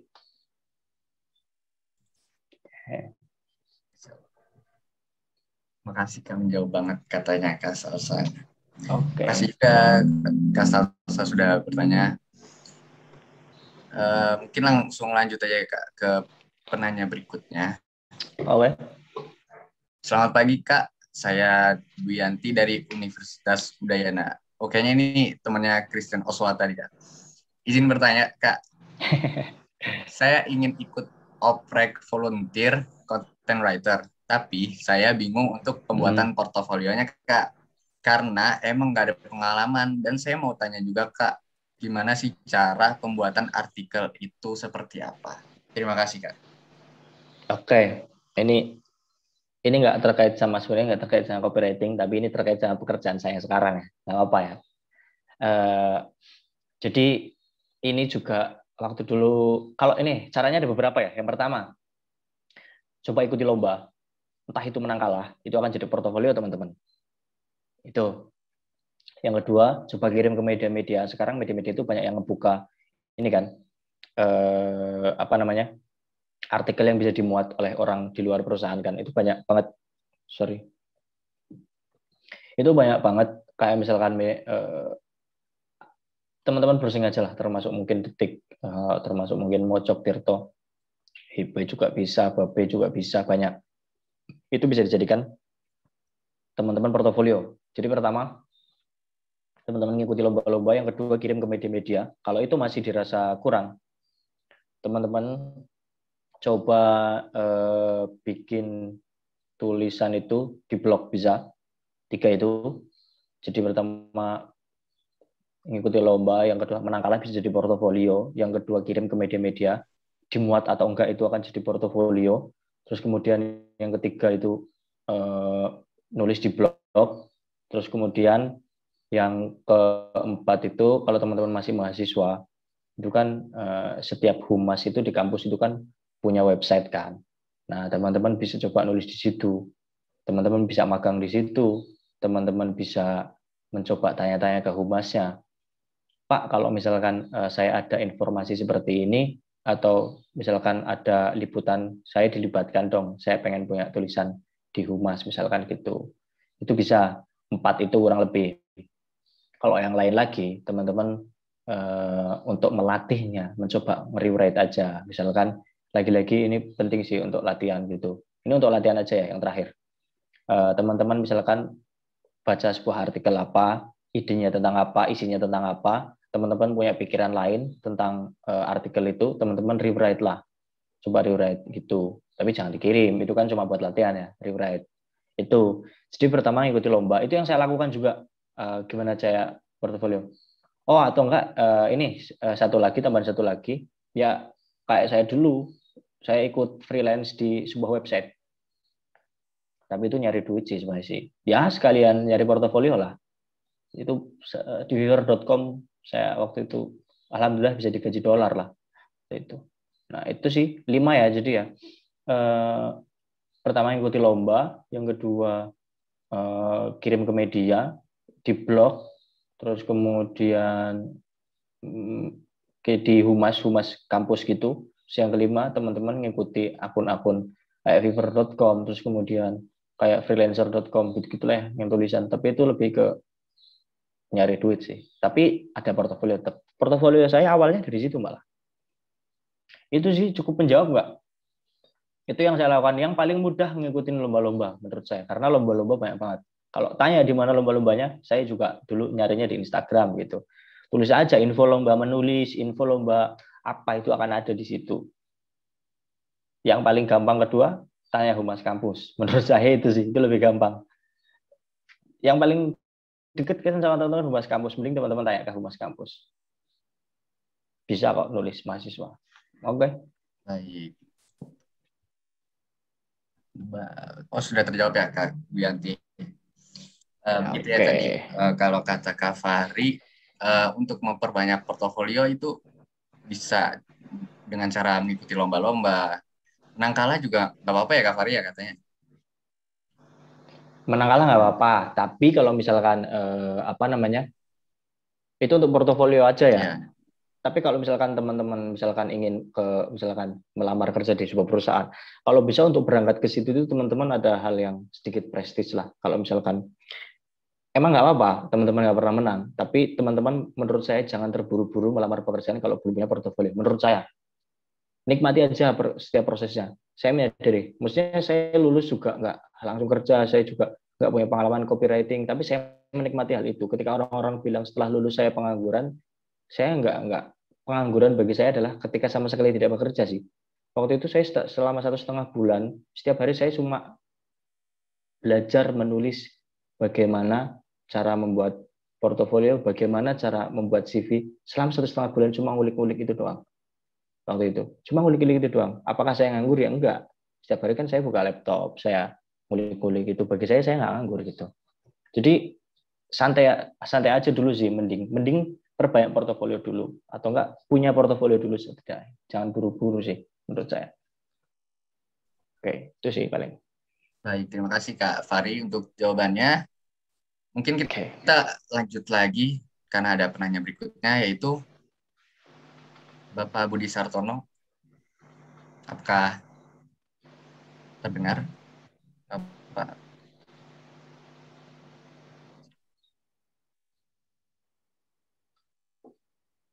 Oke. Atau kalau tidak bisa on mic, Bapak Budi Sartono bisa langsung menanyakannya lewat. Halo.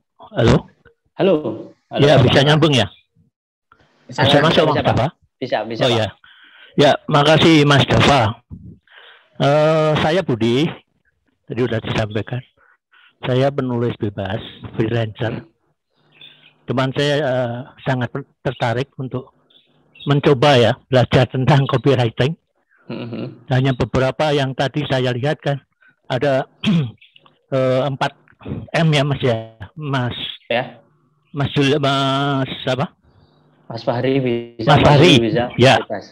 4M itu ada poin keduanya itu tentang mencari referensi ya. Ya. Kalau dalam penulisan artikel kan mencari referensi itu kan adalah menemukan sebuah ide. Iya, betul. Ya. Nah, yang ingin saya tanyakan, kalau di copywriting itu menemukan ide kemudian menuangkan dalam bentuk diksi yang lain, apakah bukan sebuah plagiasi, Mas? Oke. Ini menarik sih. Saya dapat ide, tapi saya akan tuangkan dalam bentuk kalimat yang lain atau mungkin dalam untuk konteks yang lain, tapi sama idenya. Kalau di copywriting itu termasuk plagiasi, bukan? Oke. Sebab kalau untuk penulisan artikel itu plagiasi, karena substansinya sama, idenya sama, tapi bahasanya, diksinya beda. Gimana menurut Mas Fahri? Oke. Itu aja Mas. Oke. Terima kasih sebelumnya. Oke, Pak Budi. Terima kasih juga. Ini agak mungkin buat teman-teman akan menjadi sebuah hal baru atau ketika ditemukan di kehidupan nyata ataupun apapun itu di dunia profesional. Saya mungkin ini sehemat yang saya tahu, sedikit yang saya tahu. Di dunia artikel, kalau yang namanya, menurut saya, yang namanya misalkan menjiplak, itu sangat-sangat jelas secara diksi, secara ide itu sama. Itu di artikel juga yang membedakan menurut saya adalah sudut pandang, mungkin Pak. Kayak misalkan tadi ngomongin Nadiem Makarim membuka sekolah. Itu jelas informasinya dari sudut pandang Nadiem Makarim. Tapi bagaimana sudut pandang itu kita ubah. Idenya kan sama kan, tentang ngomongin sekolah tatap muka. Misalkan, ini tentang agak sedikit news sih. Sudut pandangnya diubah menjadi dari sudut pandang anak didik. Itu akan sangat berbeda. Nah, jadi kalau misalkan ketika ide sama, meskipun diksi berbeda, sebenarnya secara plagiasi itu enggak yang plagiasi banget lah. Ya mungkin itu plagiasi ide, tapi akan tidak disebut, banyak orang yang tidak menyebut plagiasi. Tapi saya setuju kalau itu plagiasi, karena itu ide yang sama. Yang membedakan adalah sudut pandang. Persis sama, di semua dunia penulisan menurut saya adalah sudut pandang. Karena bagi teman-teman yang tahu, di dunia karya sastra atau di dunia kepenulisan, ini saya juga baca dari salah satu, misalkan saya agak lupa waktu itu sastrawan siapa bilang, di dunia ini hampir nggak ada karya sastra atau sebuah tulisan yang murni. Karya sastra atau sastra tulisan kebanyakan lahir atau datang dari sebuah tulisan lain, dari sebuah ide lain, dari sebuah pemikiran lain. Artinya yang berbeda adalah sudut pandang. Oke, satu konsep. Ketika teman-teman melihat ada sebuah kejadian, misalkan, teman-teman mendeskripsikan, misalkan apa itu UI, saya rasa satu dengan yang lain akan berbeda-beda. Berdasarkan apa? Berdasarkan sudut pandang masing-masing. Sudut pandang A, B, dan C akan berbeda-beda. Apakah itu ide yang sama? Ide yang sama. Idenya adalah tentang sebuah deskripsi UI gitu. UI seperti apa? UI seperti apa? Idenya seputar itu. Oh, menurut saya UI adalah universitas terbaik. Semua akan bilang gitu. Tapi yang membedakan adalah sudut pandang teman-teman. Ada yang pengalamannya berdasarkan organisasi, ada yang pengalamannya berdasarkan dia sering berada di banyak tempat di UI, ada yang pengalamannya berdasarkan sisi-sisi yang lain gitu. Jadi yang membedakan antara satu tulisan dengan yang lain adalah sudut pandang, meskipun idenya sama, gitu. Jadi idenya sama, tapi sudut pandangnya, ide pokok ya. Kalau dalam tulisan itu kan ide pokok. Dalam copywriting itu sama. Yang ketika melakukan parafrase, ini lagi-lagi saya jelaskan. Tadi hal yang harus dihindari dalam copywriting itu salah satunya adalah jangan sampai jiplak gitu loh. Karena poin mencari referensi, maksud saya adalah kita juga sama mencari ide. Kita udah menemukan referensi, oh kayaknya ide seperti ini bagus gitu. Ketika kita dituangkan dengan diksi yang berbeda, sudut pandangnya juga harus berbeda. Ketika idenya sama, sudut pandang dan juga diksinya berbeda, itu akan menjadi karya yang berbeda. Nah, logikanya adalah sama, kayak tadi, ide pokok orang mendeskripsikan UI antara satu dengan yang lain, itu yang membedakan adalah sudut pandang. Jadi secara sudut pandang itu yang bisa membedakan antara satu tulisan dengan yang lain. Mungkin kurang lebih seperti itu sih. Jadi kata kuncinya di sudut pandang mungkin, Pak. Apakah cukup bisa diterima, Pak Budi? Itu sih yang saya tahu. Mungkin kalau untuk suatu produk, kalau copywriting itu kan lebih kepada mengkomunikasikan produk ya, Mas Fahri ya. Tapi kalau idenya sama, kayaknya jadi gimana ya, produknya jadi wah kok ini isinya kok sama aja sih sama yang iklan itu sama yang itu gitu loh, Mas, kira-kira Mas yang maksudkan itu. Ya kan? Mungkin di pesan-pesan tertentu yang mungkin yang harus dibedakan ya, Mas Fahri ya, di dalam konten yang mau dibuat oleh copywriter itu. Gimana, Mas? Oke, jadi untuk misalkan produk ini sama dengan yang lain, sebenarnya untuk plagiasi dimanapun ini bisa terjadi. Cuman hulu hilirnya itu asalnya dari mana itu nggak tahu. Ketika kita ditanyakan misalkan kita nemu ini misal aja ya, misalkan ada sebuah produk ngomongin tentang ini, kita tanya ke penulisnya, apakah ini hasil kamu asli? Lagi seperti itu.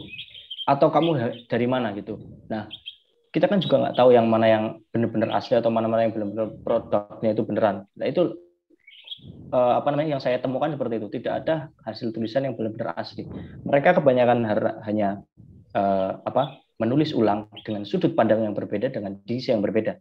Artinya kalau copywriter sebuah produk, misalkan kalau kamu menjadi copywriter untuk mengenalkan atau mendeskripsikan sebuah produk, misalkan yang sifatnya itu original ya, kata-kata original itu penting. Original itu harus dengan sudut pandang dan diksi yang berbeda. Misal kita ngomongin tentang tagline, misalkan kayak tadi pasti ada jalan, misalkan kita mau buat tandingannya yang lain, misalkan jalanmu ada di sini gitu. Itu kan secara ide sama, diksi berbeda tapi sudut pandangnya masih sama. Misalkan gitu. Itu menurut saya secara ide masih plagiasi. Yang teman-teman harus lakukan adalah selain membedah latar belakang dulu. Pasti ada jalan itu kan jelas. Gojek sebagai persona orang ngomongin ke customer, pasti ada jalannya kok, tenang ketika kamu susah gitu. Sudut pandangnya yang diubah, otomatis misalkan kita mau ngubah sudut pandangnya customer gitu. Oke, customer berarti apa persoalannya? Aku butuh sesuatu misalkan. Ya udah, kita pakai kata-kata itu aja gitu loh. Jawabannya di mana? Jawabannya ya produk kamu misalkan gitu. Itu lebih ke sudut pandang nantinya. Kita idenya dari mana? Ide dari Gojek tadi. Gojek mengkomunikasikan produknya dengan customer. Nah, kita balik, kita mengkomunikasikan produk kita antara customer ke kita. Nah, sehingga kita bisa jadi jawabannya gitu. Nah, itu menurut saya salah satu hal yang penting dilakukan sih. Kalau terkait kopi itu kan kata-kata kecil ya. Menurut saya akan banyak kita temukan hal yang mirip kalau soal diksi dan ide. Misalkan kita mau ngomongin kayak tadi judul artikel satu dengan yang lain itu pasti akan mirip. Itu yang membedakan akan diksi gitu. Apakah itu plagiat? Kalau menurut saya enggak. Karena ketika sudut pandang berbeda, lagi-lagi diksi berbeda, itu akan clear gitu. Itu sih paling sih. Karena soal plagiasi ini Pak, di dunia tulisan dari dulu sampai sekarang, ide buku, ide judul novel, dari dulu itu kalau dibedah lagi pasti itu banyak yang idenya sama. Bahkan apalagi penulis luar negeri atau penulis luar negeri dengan penulis Asia gitu. Kalau dibandingin sejak zaman dulu, secara sastra itu akan menemukan hal-hal yang sama dan kemiripan. Ini cuma beda kata-kata dan kalimat aja gitu. Jadi kalau menurut saya tentang plagiasi copywriting, itu kalau menurut saya, kalau teman-teman mau jadi copywriter yang tepat, itu teman-teman kalau punya ide, itu harus bedakan sudut pandang dan juga bedakan diksi. Itu sih, Pak Budi kurang lebih ya. Mohon maaf kalau belum bisa menjawab. Gimana, Pak? Ya, makasih, Pak. Ya, ini buat saya hal yang baru, teman. Saya kan nggak biasa nulis di artikel, jadi ini baru sama sekali. Untuk ini kan produk ya. Kalau copywriting itu produk, jadi saya mungkin paradigmanya juga beda. Yang tadi Mas Fahri sebut sudut pandang, rasanya juga benar juga ya. Jadi sekarang saya nulis artikel sih, Pak. Sekarang saya penulis artikel, Pak, di gitu. kanal edukasi.com. Oh, iya. Nah, itu yang saya lakukan untuk judul kan, terutama, Pak. Mending lakukan yang sedang tren di Google, kemudian Bapak ubah sudut pandangnya sih. Itu sih yang paling penting dan juga kalau di judul mungkin ini, Pak, menambahkan rasa penasaran ke orang dengan ya misalkan ya tadi saya menemukan judul nih, Pak, misalkan Kompas judulnya adalah Nadiem Makarim membuka sekolah tatap muka hari ini misalkan. Ya saya ubah aja dari Nadiemnya, saya ubah sudut pandangnya jadi sekolah tatap mukanya. Sekolah tatap muka dibuka, ini kata Nadiem gitu. Jadi kan ini kata Nadiem, emang apa kata Nadiem gitu. Nah, orang-orang akan merasakan rasa penasaran gitu. Jadi lebih ke sudut pandang dan juga diksi gitu sih, Pak. Dan juga menambahkan rasa penasaran di judul. Itu sih, Pak, yang saya lakukan kurang lebih.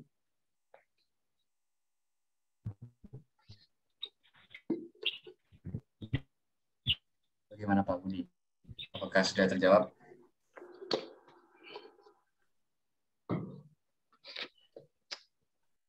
Sepertinya sudah terjawab ya sama penjelasan tadi Kak Fahri. Oh iya, buat teman-teman yang ada di sini, tolong diisi presensinya yang sudah dicantumkan oleh panitia agar kita bisa lebih kenal lagi nih sama teman-teman semuanya di sini. Nah, kira-kira teman-teman ada yang ingin bertanya lagi atau tidak? Kalau masih ada yang ingin bertanya, boleh menggunakan fitur raise hand-nya.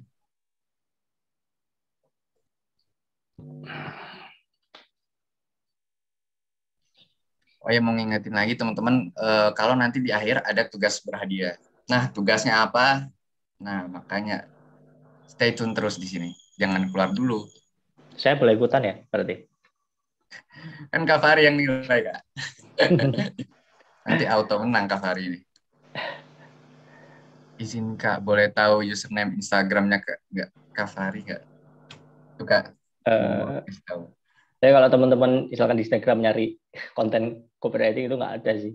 Karena jujur aku tuh nggak begitu suka nulis konten gitu di Instagram. Tapi kalau misalkan teman-teman DM menanya langsung, saya akan jelaskan gitu. Maksudnya aku nggak ini sih, nggak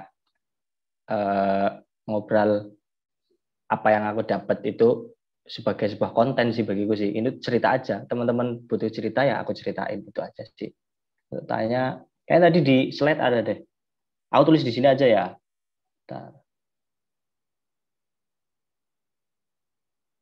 Oke. Kalau misalnya teman-teman tertarik dengan apa atau penasaran dengan copywriter, nggak apa-apa, tanya aja. Pasti akan saya jawab kok, pasti.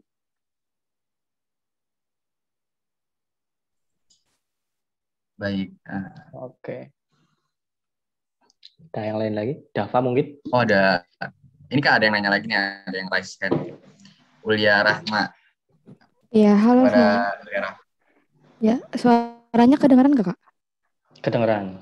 Oke, iya. Selamat siang kakak-kakak dan teman-teman semua, terutama Kak Fahri Zulfikar.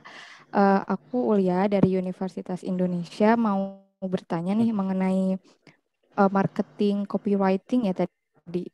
Jenis. Nah, itu kan tadi kata Kak Fahri kayak sejenis clickbait atau diskon segala macam. Aku hanya pengen memastikan sih Kak, berarti kalau di copywriting itu kita boleh seakan-akan membohongi customer gitu ya. Kayak misalkan kita punya produk yang harganya misalkan memang 30.000 gitu, tapi kita bilang diskon nih dari 60.000 jadi 30.000 diskon 50%, padahal nggak ada diskon, emang harganya segitu aja. Nah, itu boleh enggak ya Kak? Ini mungkin menjawab salah satu pertanyaan. Ini aku pribadi ya. Ini aku pribadi, sangat aku pribadi. aku sangat tadi kalau ada kata-kata hal yang apa namanya harus dihindari jadi copywriting adalah ya ini. Menurut saya enggak worth sih kalau itu sih. Mungkin akan meningkatkan penjualan, tapi itu as a personal. Menurutku copywriter enggak bekerja seperti itu. Ini menurutku. Kalau ada copywriter yang bekerja seperti itu kan itu di luar konteks penulisan ya, menurut itu membohongi customer menurut saya.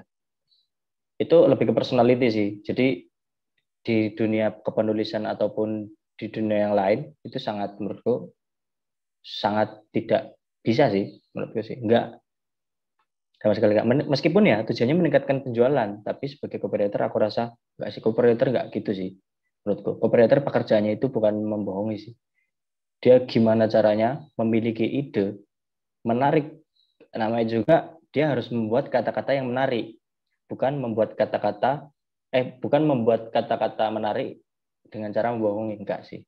Justru kan seninya copywriter menurutku di situ. Ketika kita bisa menarik dan juga dengan apa yang kita miliki atau produk yang kita miliki gitu. Itu sih.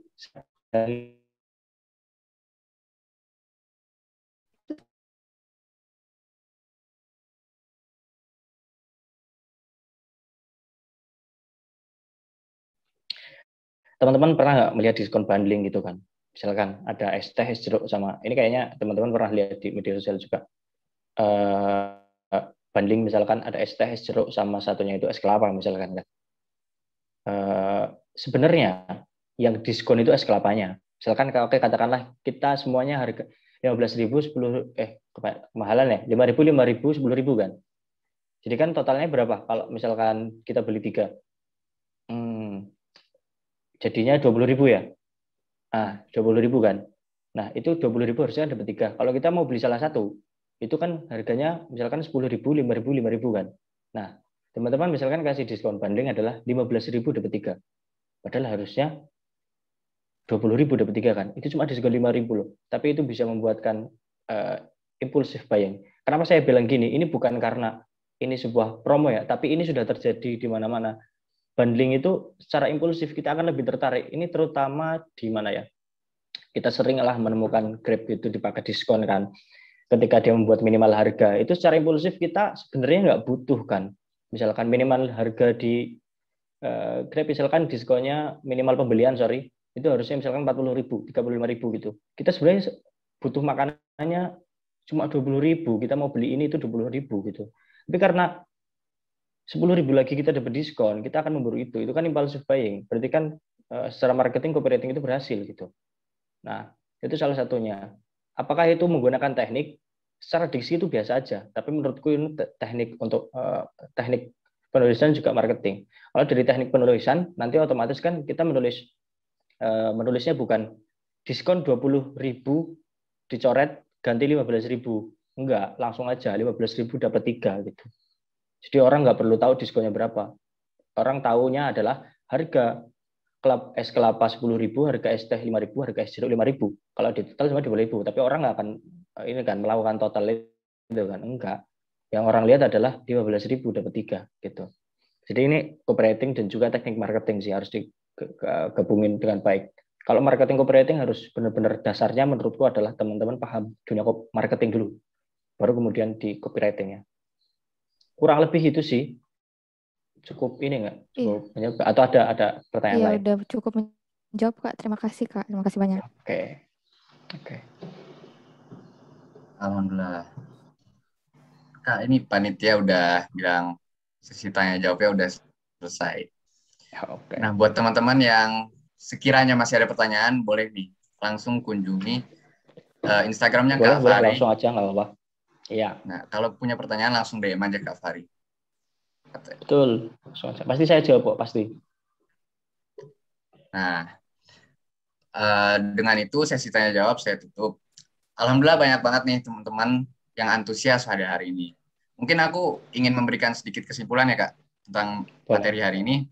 Karena tadi Kak Fahri juga sudah menutup dengan closing statement tadi di presentasinya. Kesimpulan hari ini yaitu copywriting merupakan sebuah tulisan atau copy dengan kata-kata menarik dan sesuai target audiens. Tujuan copywriting sendiri biasanya untuk meningkatkan brand awareness dan menunjang sales. Copywriting sangat dibutuhkan karena sebuah produk penting untuk dipahami oleh customer atau pembaca, kemudian membangun komunikasi dengan customer atau pembaca, dan pembaca juga harus tahu apa manfaat produk. Cara menulis copywriting bisa dengan 4M, kata Kak Fari. Memahami konteks, mencari referensi, menentukan konsep, dan juga memilih konten. Kak Fari juga ngasih tahu nih tadi tips menulis copywriting yang bagus dengan mulailah menulis untuk membuat pengalaman, perbanyak keterampilan, arsip copy yang ditemukan, dan yang terakhir, ikuti akun atau komunitas tentang copywriting. Nah, sebelum menutup sesi lokakarya ini, kita akan masuk dulu nih ke dalam sesi penyerahan sertifikat. Jadi, panitia punya kenang-kenangan nih Kak, untuk Kak Fari berupa sertifikat karena telah mengisi sebagai narasumber pada kesempatan kali ini. Untuk panitia bisa ditampilkan. Nah, mohon diterima ya Kak Fari. Untuk Terima kasih teman-teman panitia boleh teman-teman semua. didokumentasikan. Terima kasih semuanya. Apa sudah teman-teman panitia? Bentar, coba ya aku hitung ya. 1, 2, 3. Oke, udah. Oke. Terima kasih ya Kak Fari. Oh iya, Terima kasih juga buat teman-teman. teman-teman yang belum mengisi link presensi, mohon untuk mengisi link presensi yang sudah dilampirkan oleh panitia di kolom chat agar kita bisa lebih mengenal lagi. Nah, untuk selanjutnya, dengan diterimanya sertifikat tadi juga menandakan bahwa sesi lokakarya pada hari ini sudah berakhir. Tapi teman-teman dimohon untuk tidak meninggalkan WhatsApp group karena kita ada tugas berhadiah nih yang nantinya akan dikirimkan oleh panitia lewat WhatsApp group konser. Tugasnya sendiri adalah, catat ya teman-teman, teman-teman diminta untuk membuat karya copywriting dengan tema acara. Boleh acara kampus, webinar, dan juga acara konser. Dimohon untuk karya teman-teman nanti berupa file dalam bentuk PDF. Untuk nama filenya dengan format nama _ nomor HP. Saya ulangi lagi, format filenya adalah nama _ nomor HP. Untuk tempat pengumpulannya nanti akan dikirimkan oleh panitia di dalam grup WhatsApp. Jadi teman-teman jangan keluar terlebih dahulu dari grupnya. Untuk tenggat waktu pengumpulannya besok hari pukul 1 siang. Dan hasil karya copywriting teman-teman nanti akan diperiksa langsung nih oleh Kak Farinya. Kemudian akan diumumkan karya copywriting terbaik pada hari Senin tanggal 6 September. Pasti penasaran kan hadiahnya apa? Makanya jangan lewatin kesempatan ini teman-teman. Nah, mungkin itu aja dari saya, Dava Aprilian, selaku moderator pada hari ini. Mohon maaf apabila ada salah-salah kata dan perbuatan. Selebihnya saya kembalikan lagi kepada MC. Sekian. Wassalamualaikum warahmatullahi wabarakatuh. Waalaikumsalam warahmatullahi wabarakatuh. Baik, terima kasih banyak kepada moderator dan pembicara yang telah mengisi webinar pada hari ini. Semoga dari lokakarya concert dengan tema Get to Know Copywriting, kita semua akan mendapatkan banyak ilmu yang bermanfaat. Sebelum mengakhiri acara, masuklah kita ke sesi dokumentasi. Untuk seluruh hadirin dapat segera menyalakan kamera. Kepada teman panitia, boleh dibantu hitung dan screenshot ya. Baik, terima kasih MC. Buat teman-teman yang belum on cam dan bisa on cam, boleh on cam sekarang.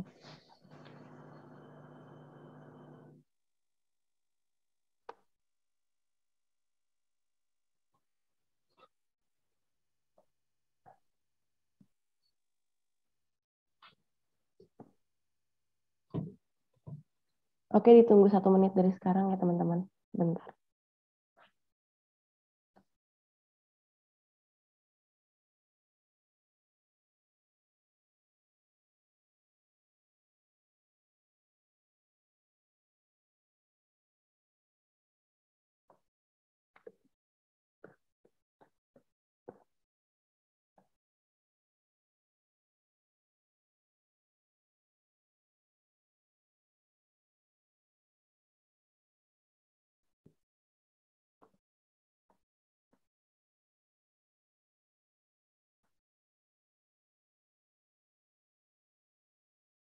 Oke, hari ini ada 3 slide.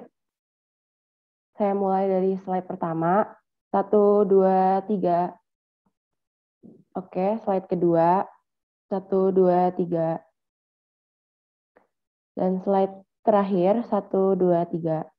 Oke, sudah semuanya. Terima kasih semuanya.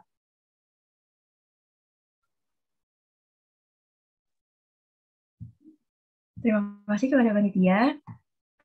Saya ingatkan kembali kepada para peserta lomba karya untuk segera mengisi tautan presensi yang ada di kolom chat Zoom yang telah dikirimkan oleh panitia untuk mendapatkan e-sertifikat. Baiklah, hadirin serta teman-teman yang kami hormati, akhirnya sampailah kita di penghujung acara Loka Karya Concert yang diselenggarakan oleh Biro Humas dan Multimedia IKABA FIB UI dengan tema Get to Know Copywriting. Sebelum saya menutup acara pada siang hari ini, saya memberikan apresiasi yang sebesar-besarnya kepada narasumber dan moderator kita, yaitu Kak Fahri Zulfikar dan Dava Aprilian. Pada siang hari ini, kami ucapkan terima kasih atas kehadiran dan partisipasi hadirin dan teman-teman sekalian. Atas nama seluruh panitia penyelenggara, kami mohon maaf bila ada kata-kata dan tindakan dari kami yang kurang berkenan. Terima kasih. Wabillahi taufiq wal hidayah. Wassalamualaikum warahmatullahi wabarakatuh. Waalaikumsalam warahmatullahi wabarakatuh. Waalaikumsalam warahmatullahi wabarakatuh. Terima kasih.